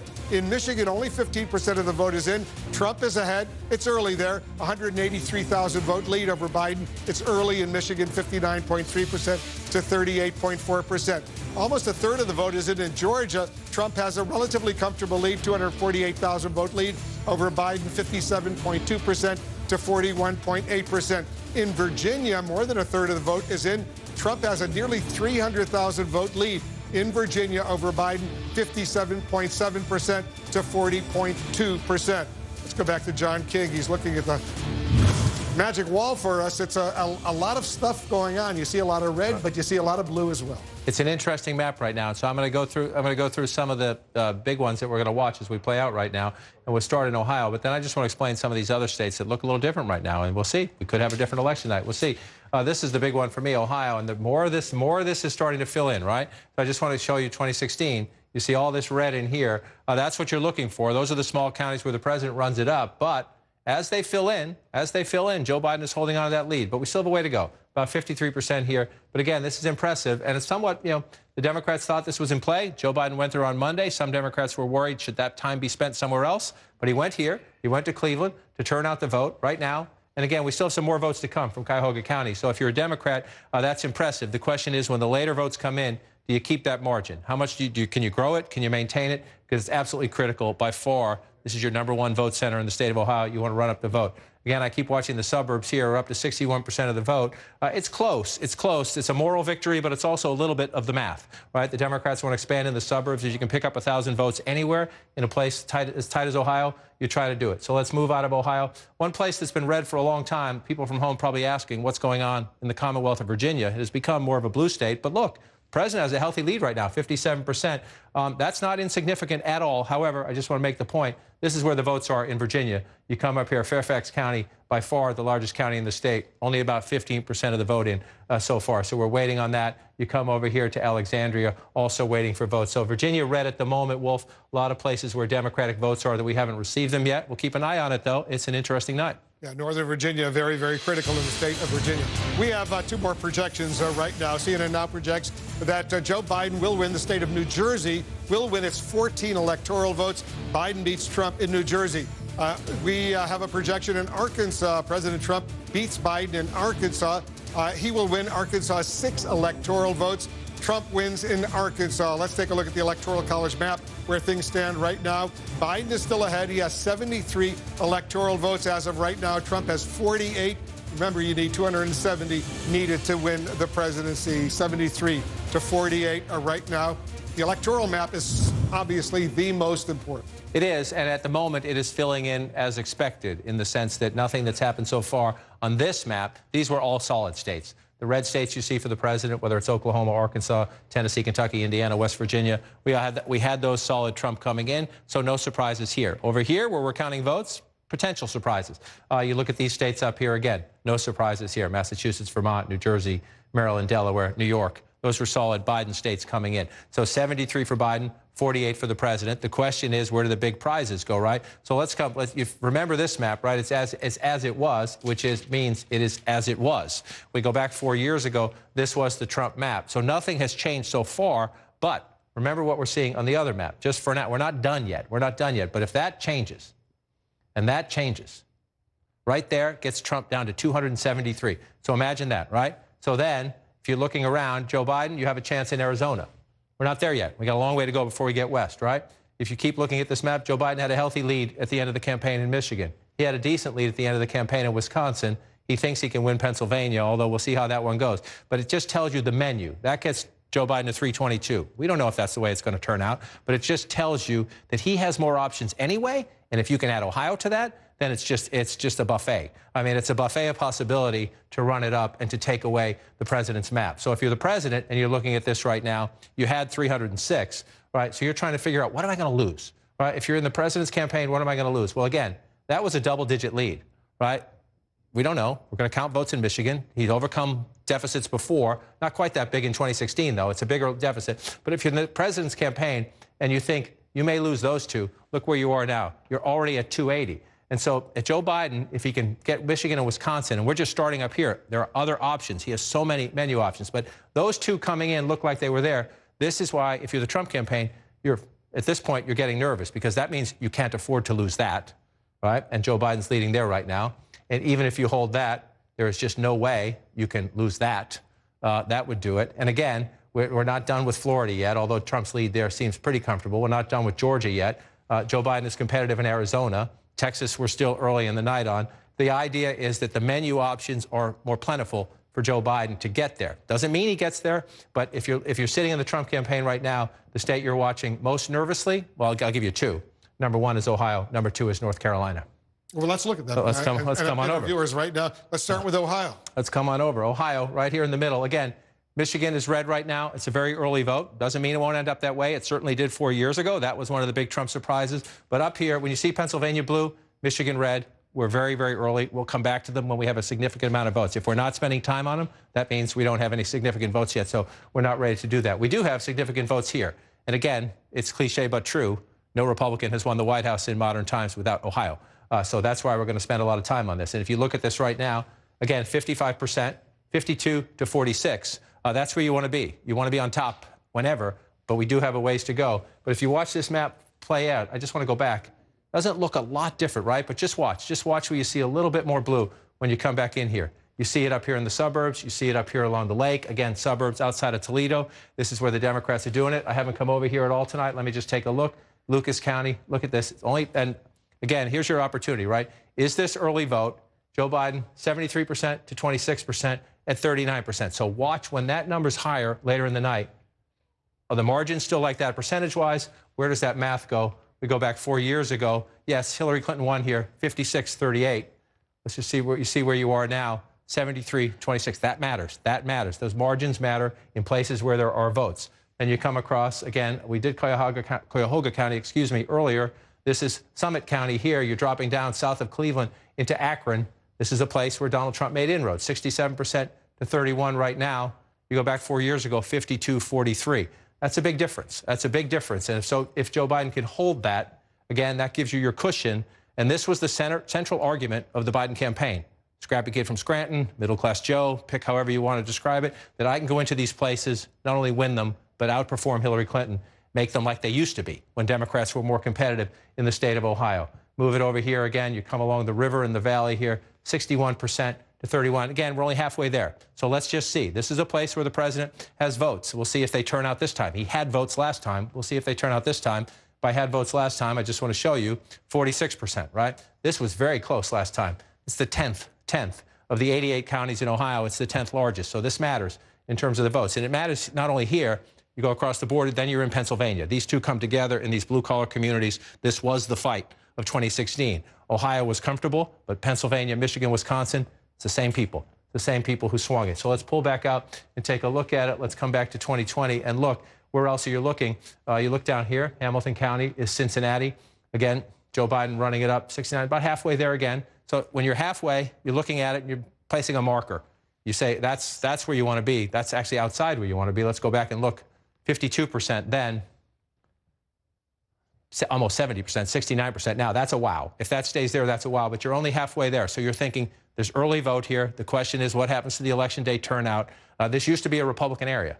This is, again, a changing community because of the suburbs. And as Joe Biden tries to win Ohio tonight, and that would be a statement right there, game over. There's also a House seat right down in that same area. So you're watching the Democratic vote. You're watching how things play out as well. You come up here to Franklin County. Again, this is the capital.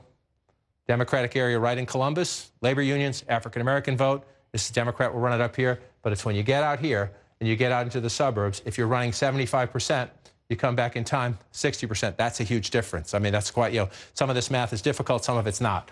Look at that. You're at 60% then, 351,000 votes. You're at 74% now. We're only about halfway. So watch the vote total. If that percentage stays there as we go up, but again, we have election day votes to come in. So don't get ahead of yourself. But if you're looking at the building blocks and you're Joe Biden, you're looking at that and you're happy. But you also know 57% is not 90%. You want to get up there before you start feeling more comfortable about it. But that's huge. It's huge that we watch. And again, whether that changes or not, the fact that it is so competitive, the fact that Ohio is so competitive tells you Joe Biden's going to be stronger in Pennsylvania. He's going to be stronger in Michigan. He's likely to be stronger across the Midwest because there's so many places that are a lot alike in those states. There are some differences, but the similarities tell you if Joe Biden's doing that well here, especially in the eastern part of Ohio, that carries over into western Pennsylvania. If it does, it makes Biden a stronger candidate in a part of Pennsylvania. We don't have enough votes here yet, but Joe Biden needs to do well out here. He's got to win Allegheny County. The early votes there have president ahead. But if you go back to 2016, you see all this red out here, right? Let's just pick Westmoreland County here. Joe Biden does not need to win Westmoreland County, but you see the 64 right there. When this comes in, we don't have anything right now. If Joe Biden can make it 55-45, if he can make it 60-40, it's better. It's better. This is where we'll watch the debate come out. But the fact that Joe Biden is performing so well right now in these parts of Ohio bodes well for this part of Pennsylvania. But again, we'll count them as they come in. And just you pull out again, North Carolina is still blue. That Ohio and North Carolina, the later in the night we get, if Ohio and North Carolina stay blue, that is a warning shot straight into the Trump campaign headquarters. The president's at the White House tonight, up to 78% right now. It's come down some. It's 126,000 now. It was 160 earlier. It's starting to come down a little bit. That's the election day vote coming out. But you're up to 78%. You see it's 50-48. That's closer too. That's closer too. This is why we wait. This is why we count. The early vote had Biden ahead. It's closer, but we're still watching. I just want to see where we are. 82% Wake County. We have more vote to come. Again, does it get closer? 65-33, 58-38. You see the difference there? The question is, as we get the rest of it, can the president narrow this gap? He's not going to win Wake County. That's not the point. The point is, can he get closer? And those would be Republican votes out here in the suburbs. Same when you get up to Durham County. That's nuts, 82-17. Again, Secretary Clinton won this big too, 80-18. President needs to narrow that gap. That is the repudiation of the suburbs there. And you come back in. I just want to check down here in Mecklenburg County, #1. That's the largest. By #1, I mean most populous county. This is where the most votes are, Charlotte and the suburbs. 68% to 31% when you round it up. You come back again. Again, Joe Biden overperforming here. We have a ways to go in North Carolina. That's 2016. We come to 2020. We've got a little ways to go, Wolf, but it's getting interesting. Very interesting indeed. We have two more projections right now. I take a look at this. CNN now projects that Joe Biden will win the state of Connecticut. He beats Trump in Connecticut. He wins Connecticut 7 electoral votes. Trump, on the other hand, wins South Dakota. He beats Biden in South Dakota, 3 electoral votes in South Dakota. Trump is the winner there. Let's take a look at the Electoral College map where it stands right now. Biden has 80 electoral college votes. Trump has 51. You need 270 to be elected president of the United States. Let's go back to John King. John, I'm really anxious to take a look at Georgia right now, see where things stand in Georgia. Update our viewers. So we're looking at Georgia 2020 right here. A healthy lead for the president right now, 322,000 votes, 58-40. A little more than a third of the estimated vote in. Democrats thought this was a state where they could be competitive. There are 2 Senate races at play here. One could be settled tonight, one likely to go to a runoff. We'll see how those play out as well. But that's what makes this state even more important. You have a presidential race. The balance of power in the Senate could also hinge on those 2 races in Georgia. So where are we right now? If you look at that, 36% in, that's a pretty comfortable lead for the president. The question is, what is still to come in this night that's a little different than previous election nights because of the mail-in voting, early in-person voting, and election day voting, but we'll watch it play out. So let's look. One of the things we've been looking at throughout the night is the president outperforming. He is in some counties right there. This one tells you this one's important when you look at them. They're all important, obviously. You like every vote you can get, but right here in this DeKalb County outside of Atlanta, the president, now he's getting, you see, oh, wow, it's very early. So I say it's important. It's important if it stays that way. You see that vote count right there is pretty low. It's important if it stays that way. Is the president underperforming anywhere in Georgia? Well, early on, I suspect I'm going to find the same thing, but I'm going to look in these counties here. The question is how much of the vote is in? Not much. Fulton County is Atlanta. One of the reasons, so Donald Trump has a comfortable lead right now in Georgia. Well, we don't have many votes out of the single largest county in Georgia. So that's one of the reasons we're going to keep looking at this state. The Democrats believe it's much more competitive than these numbers tell you are right now. So I say the president's underperforming there. Let's check in later in the night. There's not that many votes there right now. So we don't know enough. Let's see, is Biden outperforming Clinton anywhere? Again, it says he is up here. Very preliminary vote count, so I don't want to jump to any conclusions. We come down here and let's see. It's also really preliminary if you look at the vote counts. We have a long way to go in Georgia. You just go back and look at the count now. She won that county with 62,290 votes, and we're at 23 right now. We know turnout is up everywhere. So that tells me when you go through it, we're overperforming, underperforming. We'll check in on it later in the night. Right now, the vote counts are pretty small, so it's hard to know whether it's significant or not. But we got a long way to go. This is where most of the votes are right here. It's a big state. It's an important. I'm not saying the other places are unimportant, but this is where most of the votes in Georgia are, right up here in Atlanta and the suburbs. So you start in Fulton County, you pull it out. I'm going to get rid of the telestration so it doesn't distract anybody. This right here, 10% of the vote. We don't have much in yet. All right, then you move over here, Cobb County, about 30% of the vote in. That's good for Joe Biden. If you're winning by that margin out there in the suburbs, you come back there. It was much more competitive. Again, suburbs, one of the biggest stories in America right now, American politics as they shift. Move over back to Fulton. You come to the suburbs to the east.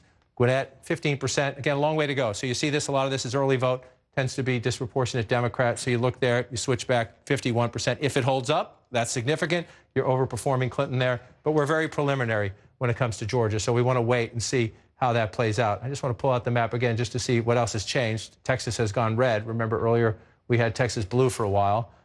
Starting to fill in some counties here. 66%, 1,300 votes in a state like Texas. So it's very competitive. A lot of these states are more competitive this time. And again, that's part of the story. This was not a close state 4 years ago. Almost a 10-point race there, 807,000 votes. 4.6 million won it. Come back here just to look where we are, 3.8. We know turnout is up. So we have a ways to go in the state of Texas as we count through it. Just want to pull out and look at some more. Again, we don't expect Kansas to be blue at the end of the night, but there's a Senate race out there. Let's just watch. About 40% of the vote in. Where is it right now? It's coming mostly from here, you can see. Riley County, Manhattan, Kansas. Fantastic military base out there. You come out here, you pull out. I want to check in here again because this is it right now. I mean, no offense to any other state. If Ohio stays, that would be the ball game, but we're still at 58% there. Just want to pull back out as we look. Just check down here to see if we've gotten any higher. We're up to 93% in Florida. By Florida standards, if this holds, a 3-point race, that's a big win by Florida standards, not in many states perhaps, but we'll see. We have a ways to go still in Florida as well. Just pulling out and looking. Again, these are the two that jump out at you right now. I know Pennsylvania blue, Michigan red. People are looking, their votes are early there. We don't know enough about them. Let's just look. I suspect this is very early vote out in Colorado. You see that coming in there. Joe Biden up comfortably. We expect that one to stay blue. So, Wolf, I'm a broken record. Well, you see it just had some votes pop up in Wisconsin, but very few. So you see President Trump, 2,300 vote lead early in Wisconsin.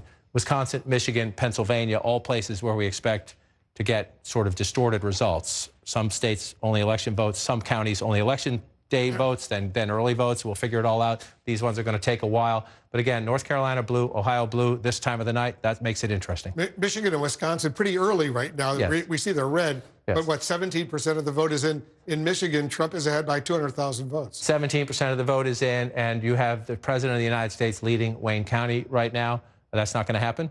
We don't know what 3% of the vote. Right. We don't know what the margin's going to be in the end, but the President of the United States is not going to win Wayne County. No offense to the President of the United States, but that's just not going to happen. So that's how you just know this is one of those nights where, because of the different ways people voted, mail-in, in-person early, Election Day, there's going to be some distortions, if you will, some disruptions in the force. The main point is we'll look early on because they're all votes. We'll look at them early on. But the key is where are we a couple hours from now? And in some of these states, where are we tomorrow and the day after? And there's absolutely nothing wrong with that. Is that by the end of the night tonight, we could have some people saying we should be done? No. Legally cast ballots can be counted, whether it's tomorrow, whether it's Wednesday, if necessary Thursday. You have good people doing this in every state across the country. So when anyone says we're done, listen to your Secretary of State, listen to your county election officials. They'll tell you when we're done. Coming back to this again, just because I'm fascinated by it, this is a statement right now, again, win or lose, Joe Biden is making Ohio competitive and making Republicans in Ohio nervous tonight and making people at the Trump campaign nervous tonight. I know you've spoken to him frequently during the COVID crisis. Governor DeWine was on our air earlier today saying he thought the president would squeak it out. There's still time. There's time. There's time to squeak it out. But that would be the ultimate statement right there. I just want to check in on Virginia again. Because if you're in the Trump campaign headquarters, which is in Northern Virginia, you're looking at this and you're thinking, can that be real? I suspect, this is a state, when I started doing this, it was a Republican state. Then it became a purple state. It's considered a blue state now. Again, we're waiting. This is the biggest dump of votes right here. And we've seen this in previous campaigns, including the presidential election in 2016, Senate races in Virginia, governor's races in Virginia. The Republican candidate gets ahead.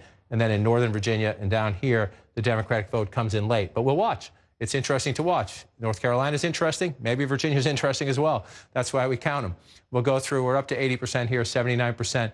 Again, we're waiting for more of that election day, right? This is why the president did all these rallies late, waiting for the election day surge. But if you're in the Trump campaign headquarters, let me come back out to the map. You're happy? The red's down here. North Carolina blue, Ohio blue at this hour. Makes you nervous, Wolf. All right, there's much more ahead as more polling places close at the top of the hour. Two more important battleground states are on the line, Iowa and Nevada. Election night in America continues in 2 minutes.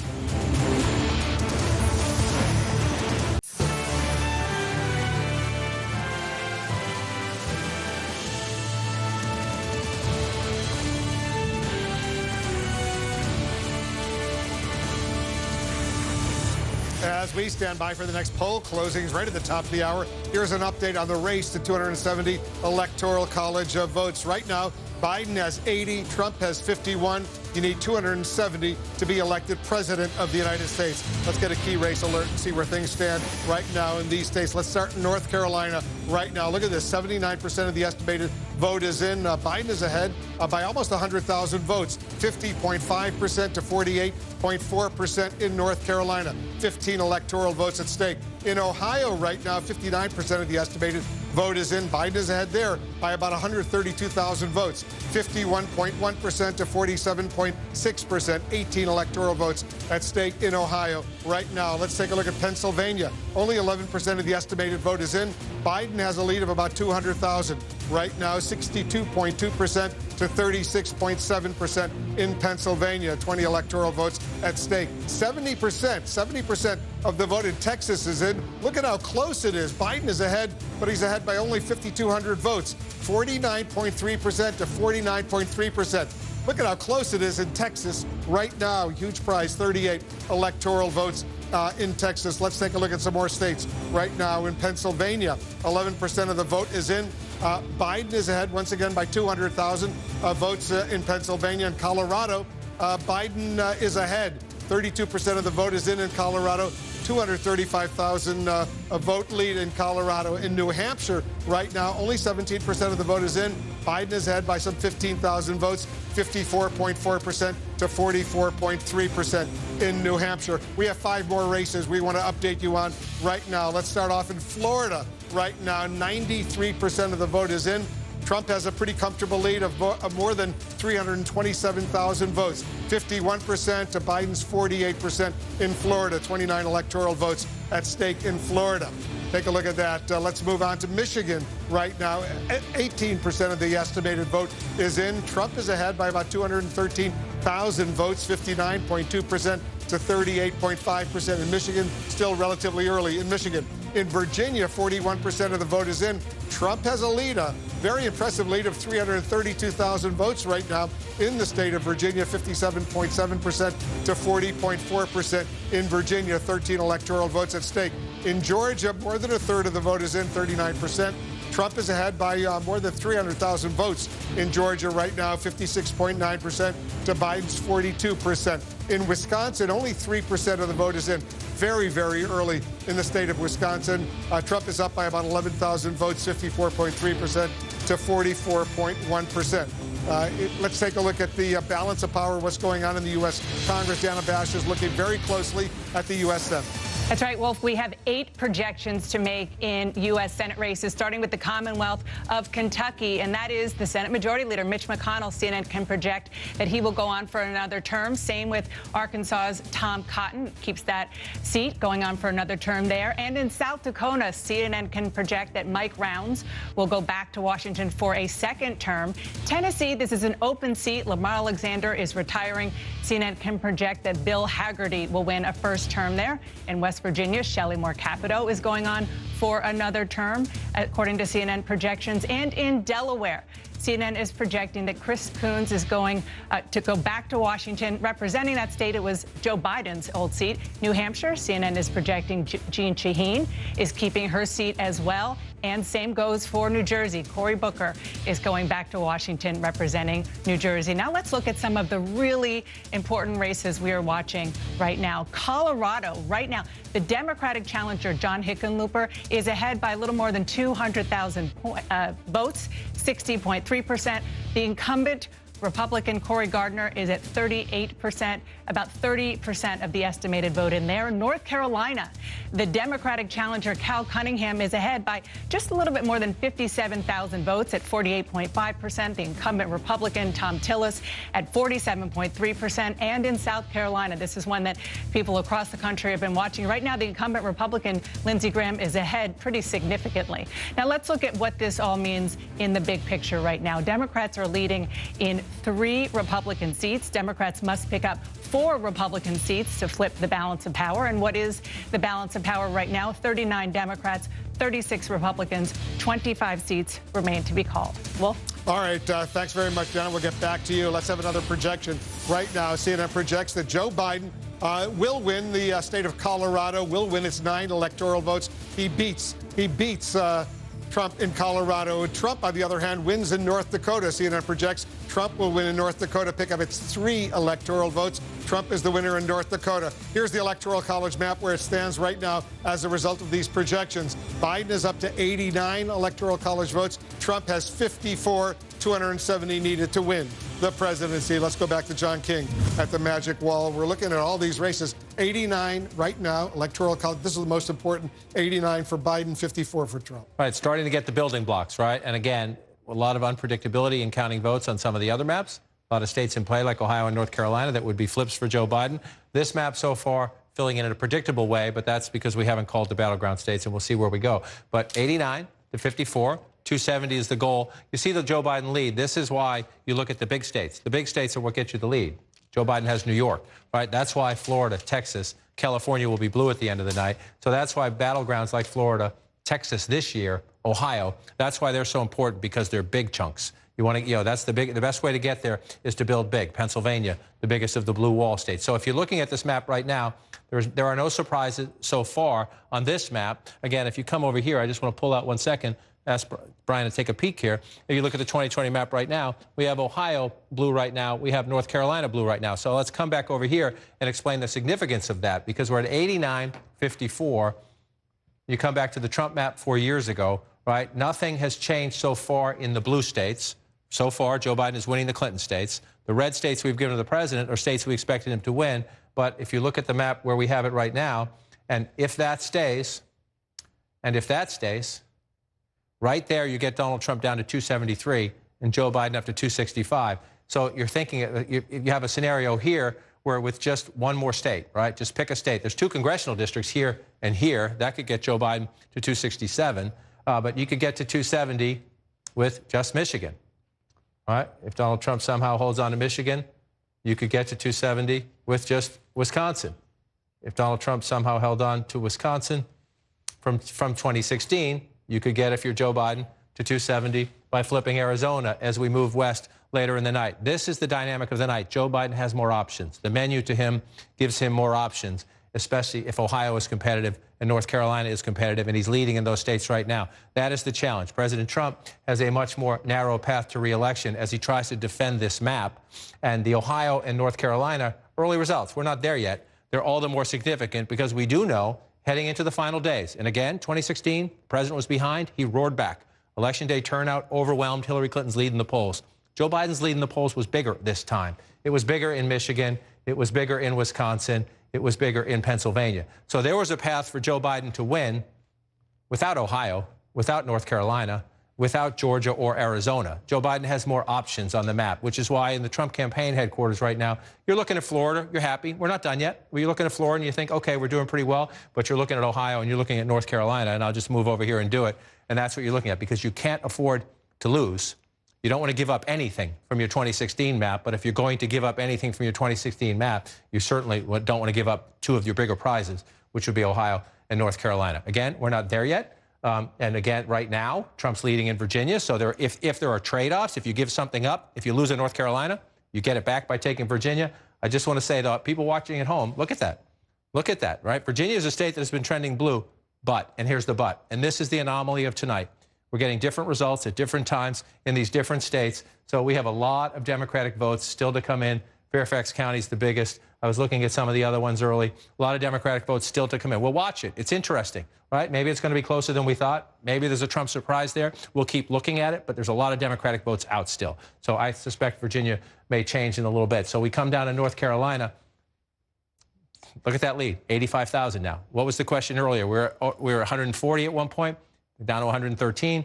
Now we're down to 85,644. We told you early on the Biden big lead early was based on early votes. We know Democrats disproportionately voted early for COVID protection reasons. Democrats encouraged them to do so.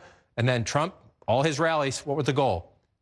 Impressive, overwhelming election day turnout. That's what the president wanted. Is he getting it? We're up to 80%. We shall see. right? 50.3 to 48.5, a much closer race in a state that is a 50-50 battleground. North Carolina may be the most competitive state in American politics. Maybe Florida is a close second. But when you look at the demographics of North Carolina, it is perhaps the most competitive state in American politics right now. Cumberland County, 57%, 90%.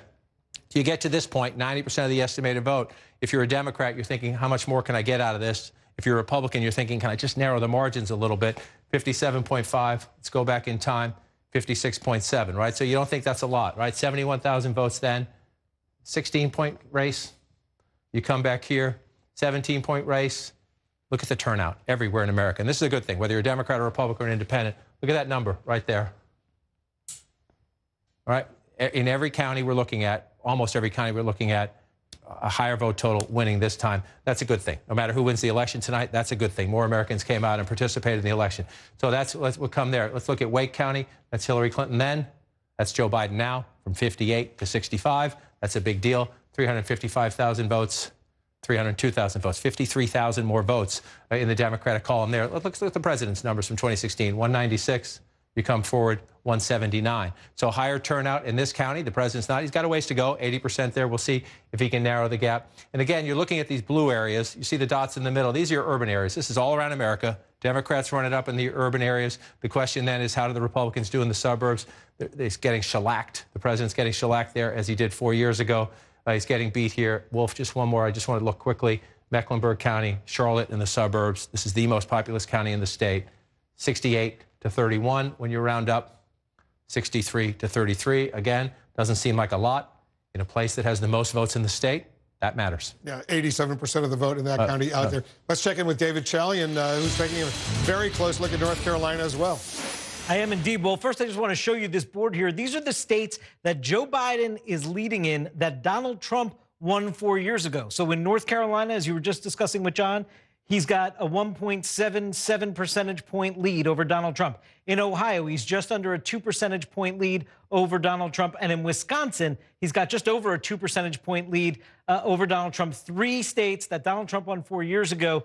Let's look at North Carolina and look at what's going on there. What you see the state of play right now, you see that Joe Biden has 2.385 million votes compared to Donald Trump's 2.301. He's ahead with 80% of the estimated vote in. But here's what we have to look out for. All those big Democratic counties John was just talking about, it is mostly early vote. So look, of this 80% of the vote that's in, 90% of it right now in North Carolina statewide is early vote. We think that's going to come down. We think that at the end of the night, 75% of the total North Carolina vote will be early vote. So right now, the early vote is helping Joe Biden. But as more election day vote comes in North Carolina, Donald Trump may be able to benefit from that. So we just got to keep watching as those votes come in North Carolina, Wolf. All right, David, thank you very much. North Carolina, it's really important right now. Look at 80% of the vote is in. Biden's lead has gone down from 150,000 to now 84,000. And David was just outlining the challenge for Joe Biden in North Carolina, in Ohio, in any of the battleground states, which is that the Democrats were happy with their early voting. In many of the states, if you looked at the data, disproportionately for the Democrats. So they got a couple laps in, if you will, on the Republicans. That's great. It's great to be leading the race, but you have to finish the race. And you finished the race today on Election Day. And that was the challenge for the Democrats. And that was the concern as they saw the president going around. How many rallies did he have in Pennsylvania? How many rallies did he have in North Carolina, Wisconsin, Michigan? The president retracing his 2016 map, trying to get voters out of the woodwork to vote today. And so as David makes the point here, you know, you've gone from 120-something to 111, now to 84,000 votes ahead. You want to be in the lead. You'd rather be in the lead always, of course. But now we're going to keep counting these Election Day votes. And so in some of these places, you know, you're in more rural counties. I keep coming back out to here, 95% in. If you're Joe Biden, you're happy because this is one of these Trump super counties. This is where he had a rally the other day. You hope that there's not many more votes to come here because you just see the margin, right? 30,000, just shy of 30,000 votes, the margin here. You come back 4 years ago, same idea. The president ran it up there by about 27,000. And you loosely run it up. This is one of the places, I call it Trump super counties, where they go there for a reason, because they know they have voters that they can turn out on Election Day, and that was the challenge. So now we're going to see. The Democrats don't have to beat Donald Trump today in the Election Day vote. They don't have to beat him, but they have to be competitive. They can't get, if they get shellacked today, you lose you lose what you gained with the early vote. And so we're going to keep watching as this comes in. And we have some places where we still have no votes, right? So you're watching those as well. It's just we're waiting for people to report. This was a big Trump county. Not a ton of votes, but if you're down, right now you're down 84,000 votes. 4 years ago in this county, look at the difference. There's 24,000 votes more than that, 26,000 votes. So you can get them in the places we're missing. When you come back in here, some of the places we're missing are places where the president did quite well in 2016. So that's the concern. If you're in the Biden campaign headquarters, you like how this looks, but you know there's more to come. And so what every campaign does right now, they know what's missing. They know which counties, they know which precincts within those precincts. They know what their data tells them about who lives there and how they're doing. Let's go to Ohio. Durham County, there, 86%. Again, just one quick point before we do it, before we leave. This is a place where they ran it up 4 years ago, so that's not quite as significant. I want to move over here.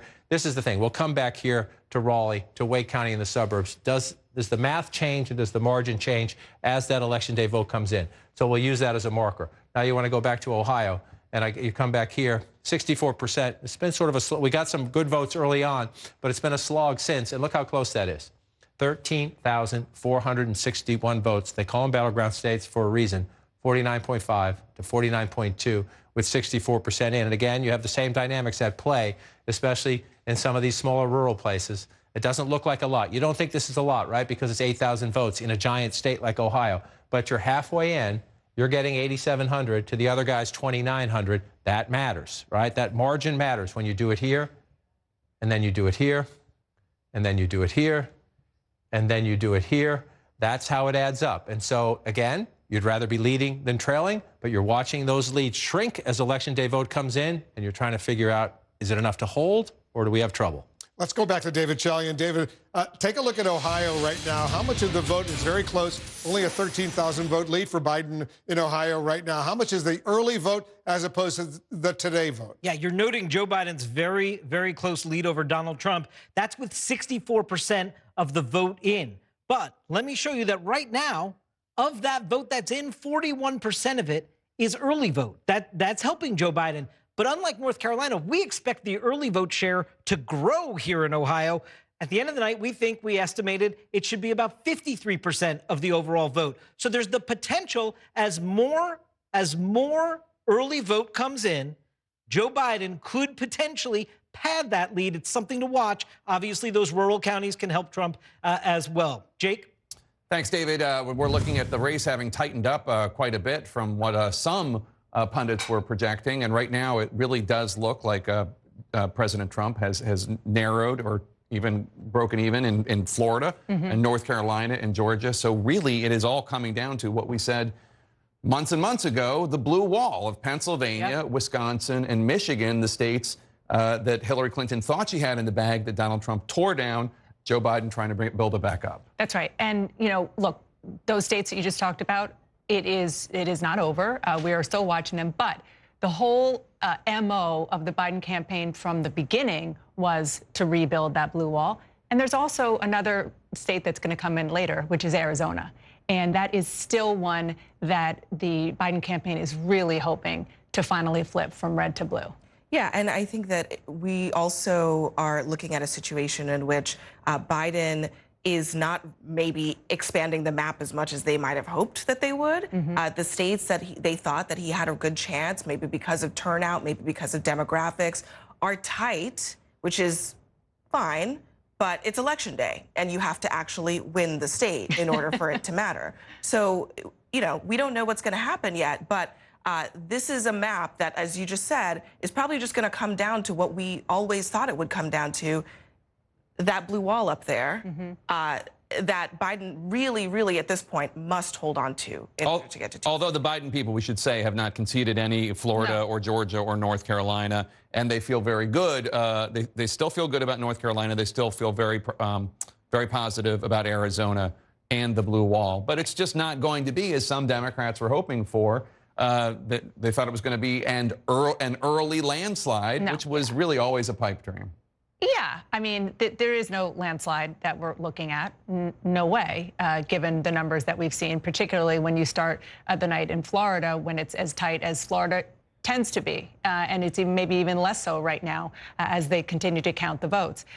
What is interesting is Florida, one of the reasons why the Biden campaign thinks that they are doing not as well as they'd hoped is because they're really underperforming with Latino voters. Right. They're hoping to change that dynamic in a big way when Arizona starts to count the votes, that they're hoping that that is what helps to buoy them in Arizona. Yeah, and we talked about this earlier. The Latino voters in Florida, a great deal of them are Cuban-American and Venezuelan-American in southern Florida, very different from the Mexican-American, Central American voters, Latino voters in Nevada and Arizona. Yeah, I mean, I'm hearing the same thing from Democrats who are saying, wait and see, because in Arizona, we might see a completely different story.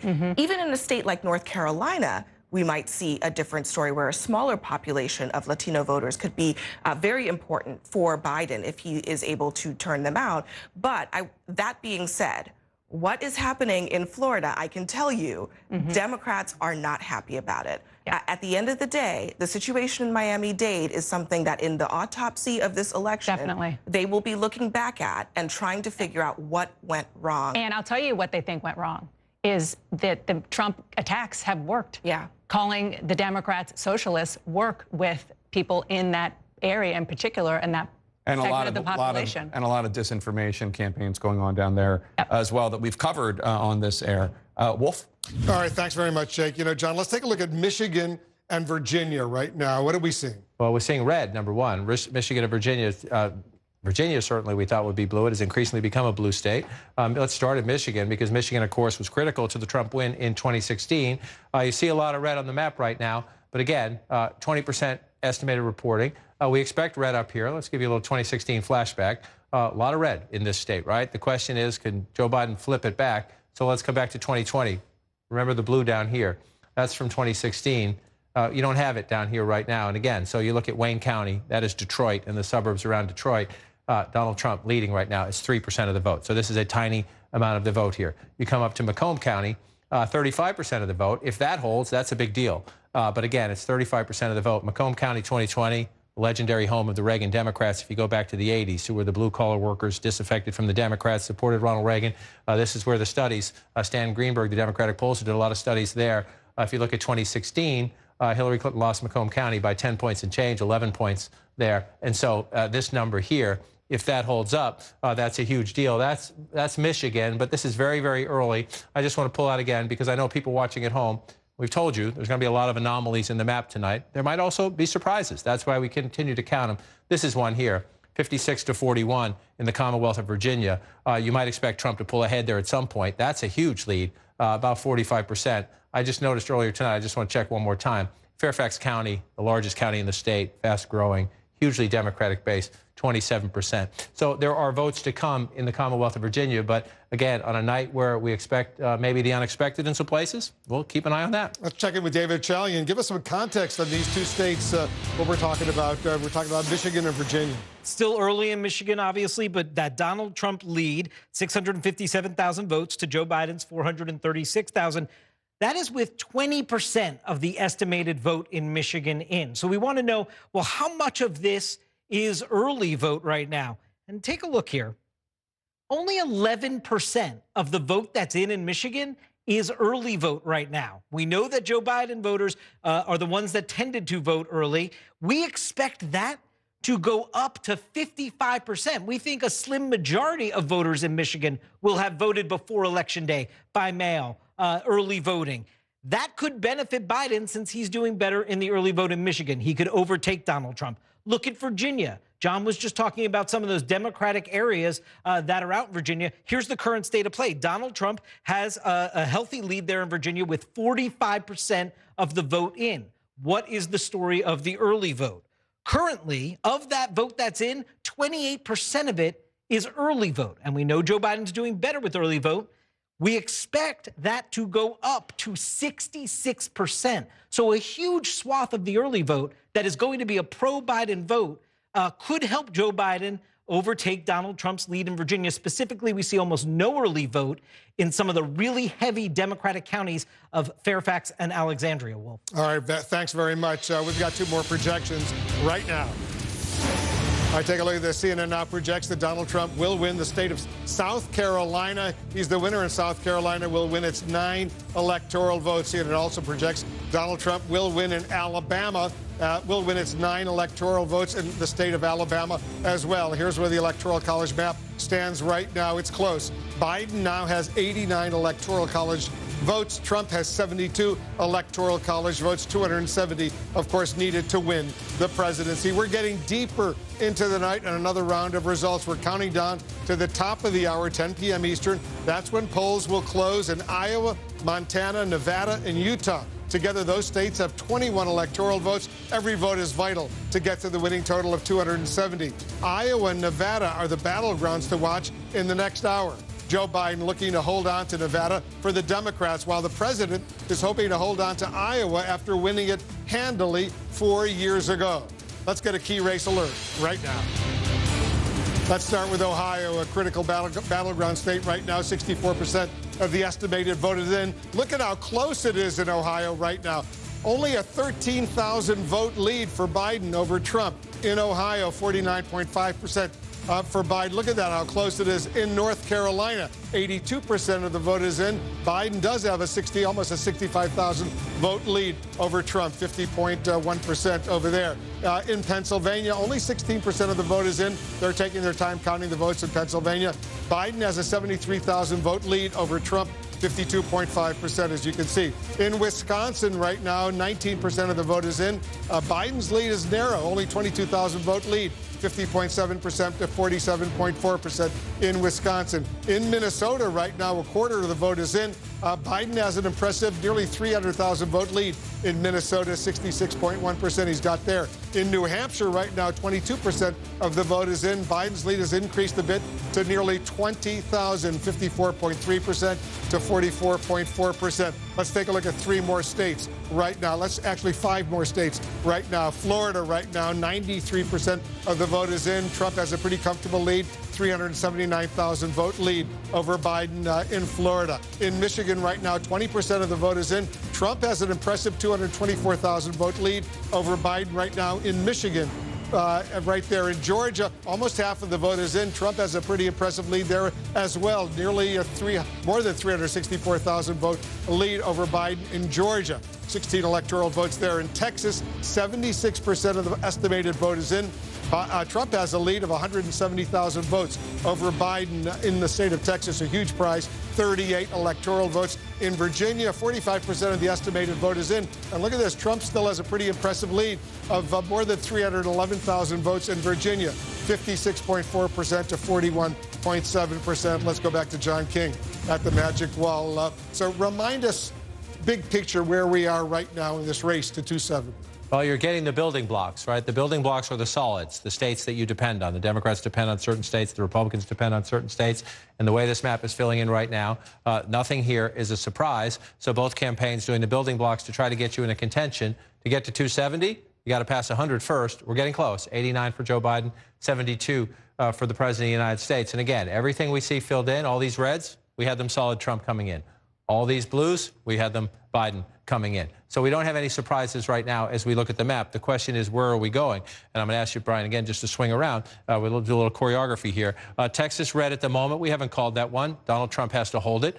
Virginia red at the moment. That would be a shock. That would be a Clinton state that was taken away. But again, we're waiting for Democratic votes there. We're very early on. The map is going to be different tonight as we go through these different scenarios of mail-in votes, in-person early, Election Day, different states counting them in different order. So it's going to be different as we go through. But you just mentioned Joe Biden opening a lead in Minnesota and opening a lead in New Hampshire. Come back over here, and I'll show you why that's important. Hillary Clinton won both of those states, so people would say no big deal. The Trump campaign understands. It understands. We'll go back to his map. It understands if we come back to the 306, 232, this was 4 years ago. The Trump campaign fully understands that Joe Biden is more competitive here than Hillary Clinton, led in the polls. Joe Biden is more competitive here than Hillary Clinton, led in the polls. So even if you just take Wisconsin, right? Even if you just took Wisconsin away from the president here, if you take away this, right? So you're down, you're going away. And you take away this, right? So you're down some more here. Then you're worried about if that goes away, then you're underneath. So the Trump campaign, knowing that Joe Biden was more competitive in the blue wall states, was thinking, what can we get?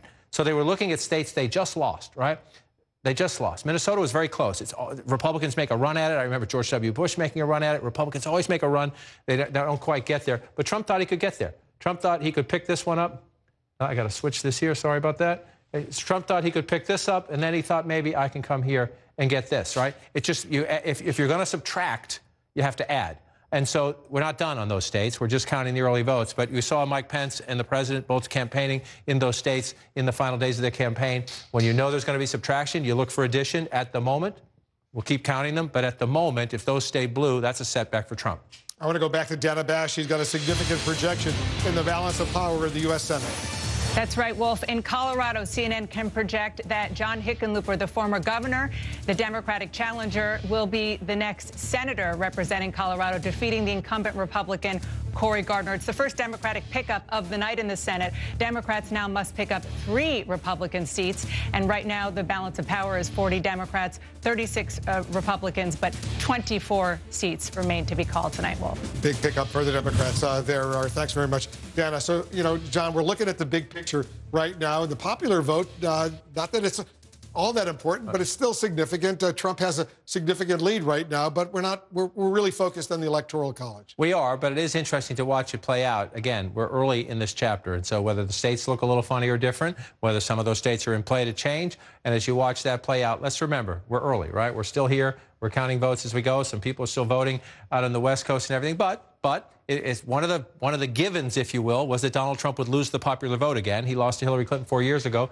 At the moment, he's ahead. That's not a surprise. The red states have come in first, but let's watch that as it plays out. If Joe Biden passes him, then the question is, how does it stretch out? So that's one way to look at it. And some people out there I know, a lot of Democrats, having lived through Bush v. Gore and then Clinton versus Trump, you think we don't want the Electoral College. Well, we have it. That's the way we pick presidents right now. And so we'll watch that popular vote play out. But more importantly, we're going to watch these states. And again, as you noted, we were just talking about this a minute ago. We're early here, but Joe Biden pulling out to an early lead in Minnesota. It's one of those states. Each campaign looks at the last guy's map and says, what can I do to try to change it?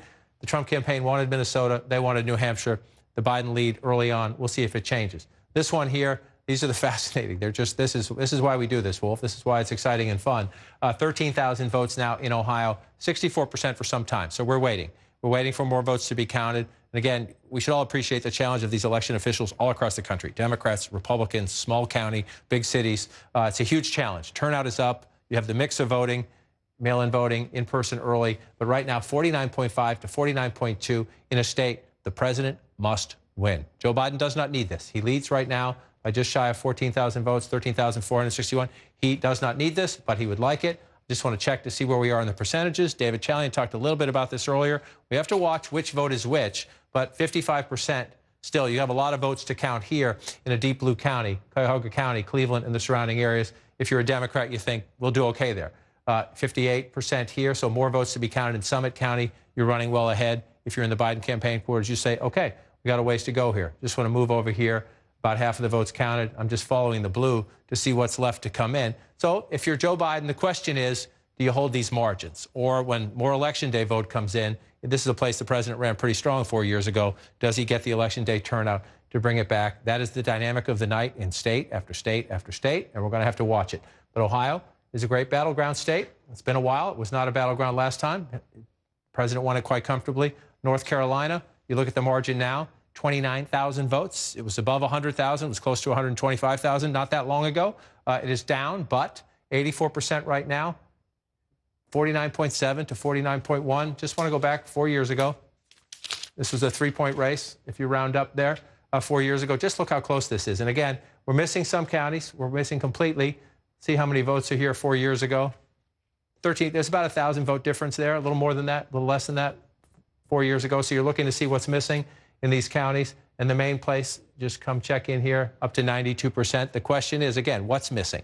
Is it they're counting early votes? Then you think Joe Biden will get more than his fair share of those. If it's all Election Day votes, that's where the president's campaign team thinks he'll do his advantage. So this is what our people are doing, and it's what all the campaigns are doing, calling into the places where we're still missing votes and figuring out what's missing. Which votes are they? Let's come back up here to county number 2, Wake County, up to 83%. Again, if you're Joe Biden normally, in a normal election, you see this. You have a huge margin, 83%. You think you're going to build, right? Because you've been running it up all night. You have more votes to come in. The challenge this year is the mail-in, in-person early Election Day vote, they're different, right? We know Republicans were more likely to come out today. Democrats were more likely to vote early. So the normal rules don't always apply. You have to find out what's missing. So let's pull it out a little bit more and come on the map and look at it, see if anything's changed while we've been here. I just want to check on the size of the president's lead here. 179,000 votes in Texas and some change. So we're going to wait in Texas as well. Just want to see how we're doing down here in Harris County. This is the largest county in the state, 82% of the vote in. So we'll continue to watch that. Joe Biden making it closer. The question is, can he find a way to the finish line? And we'll just pull out and look at the map. We're starting to fill it in. 50% to 48% in the popular vote. That's not how we pick a president, though, Wolf, and we'll keep counting.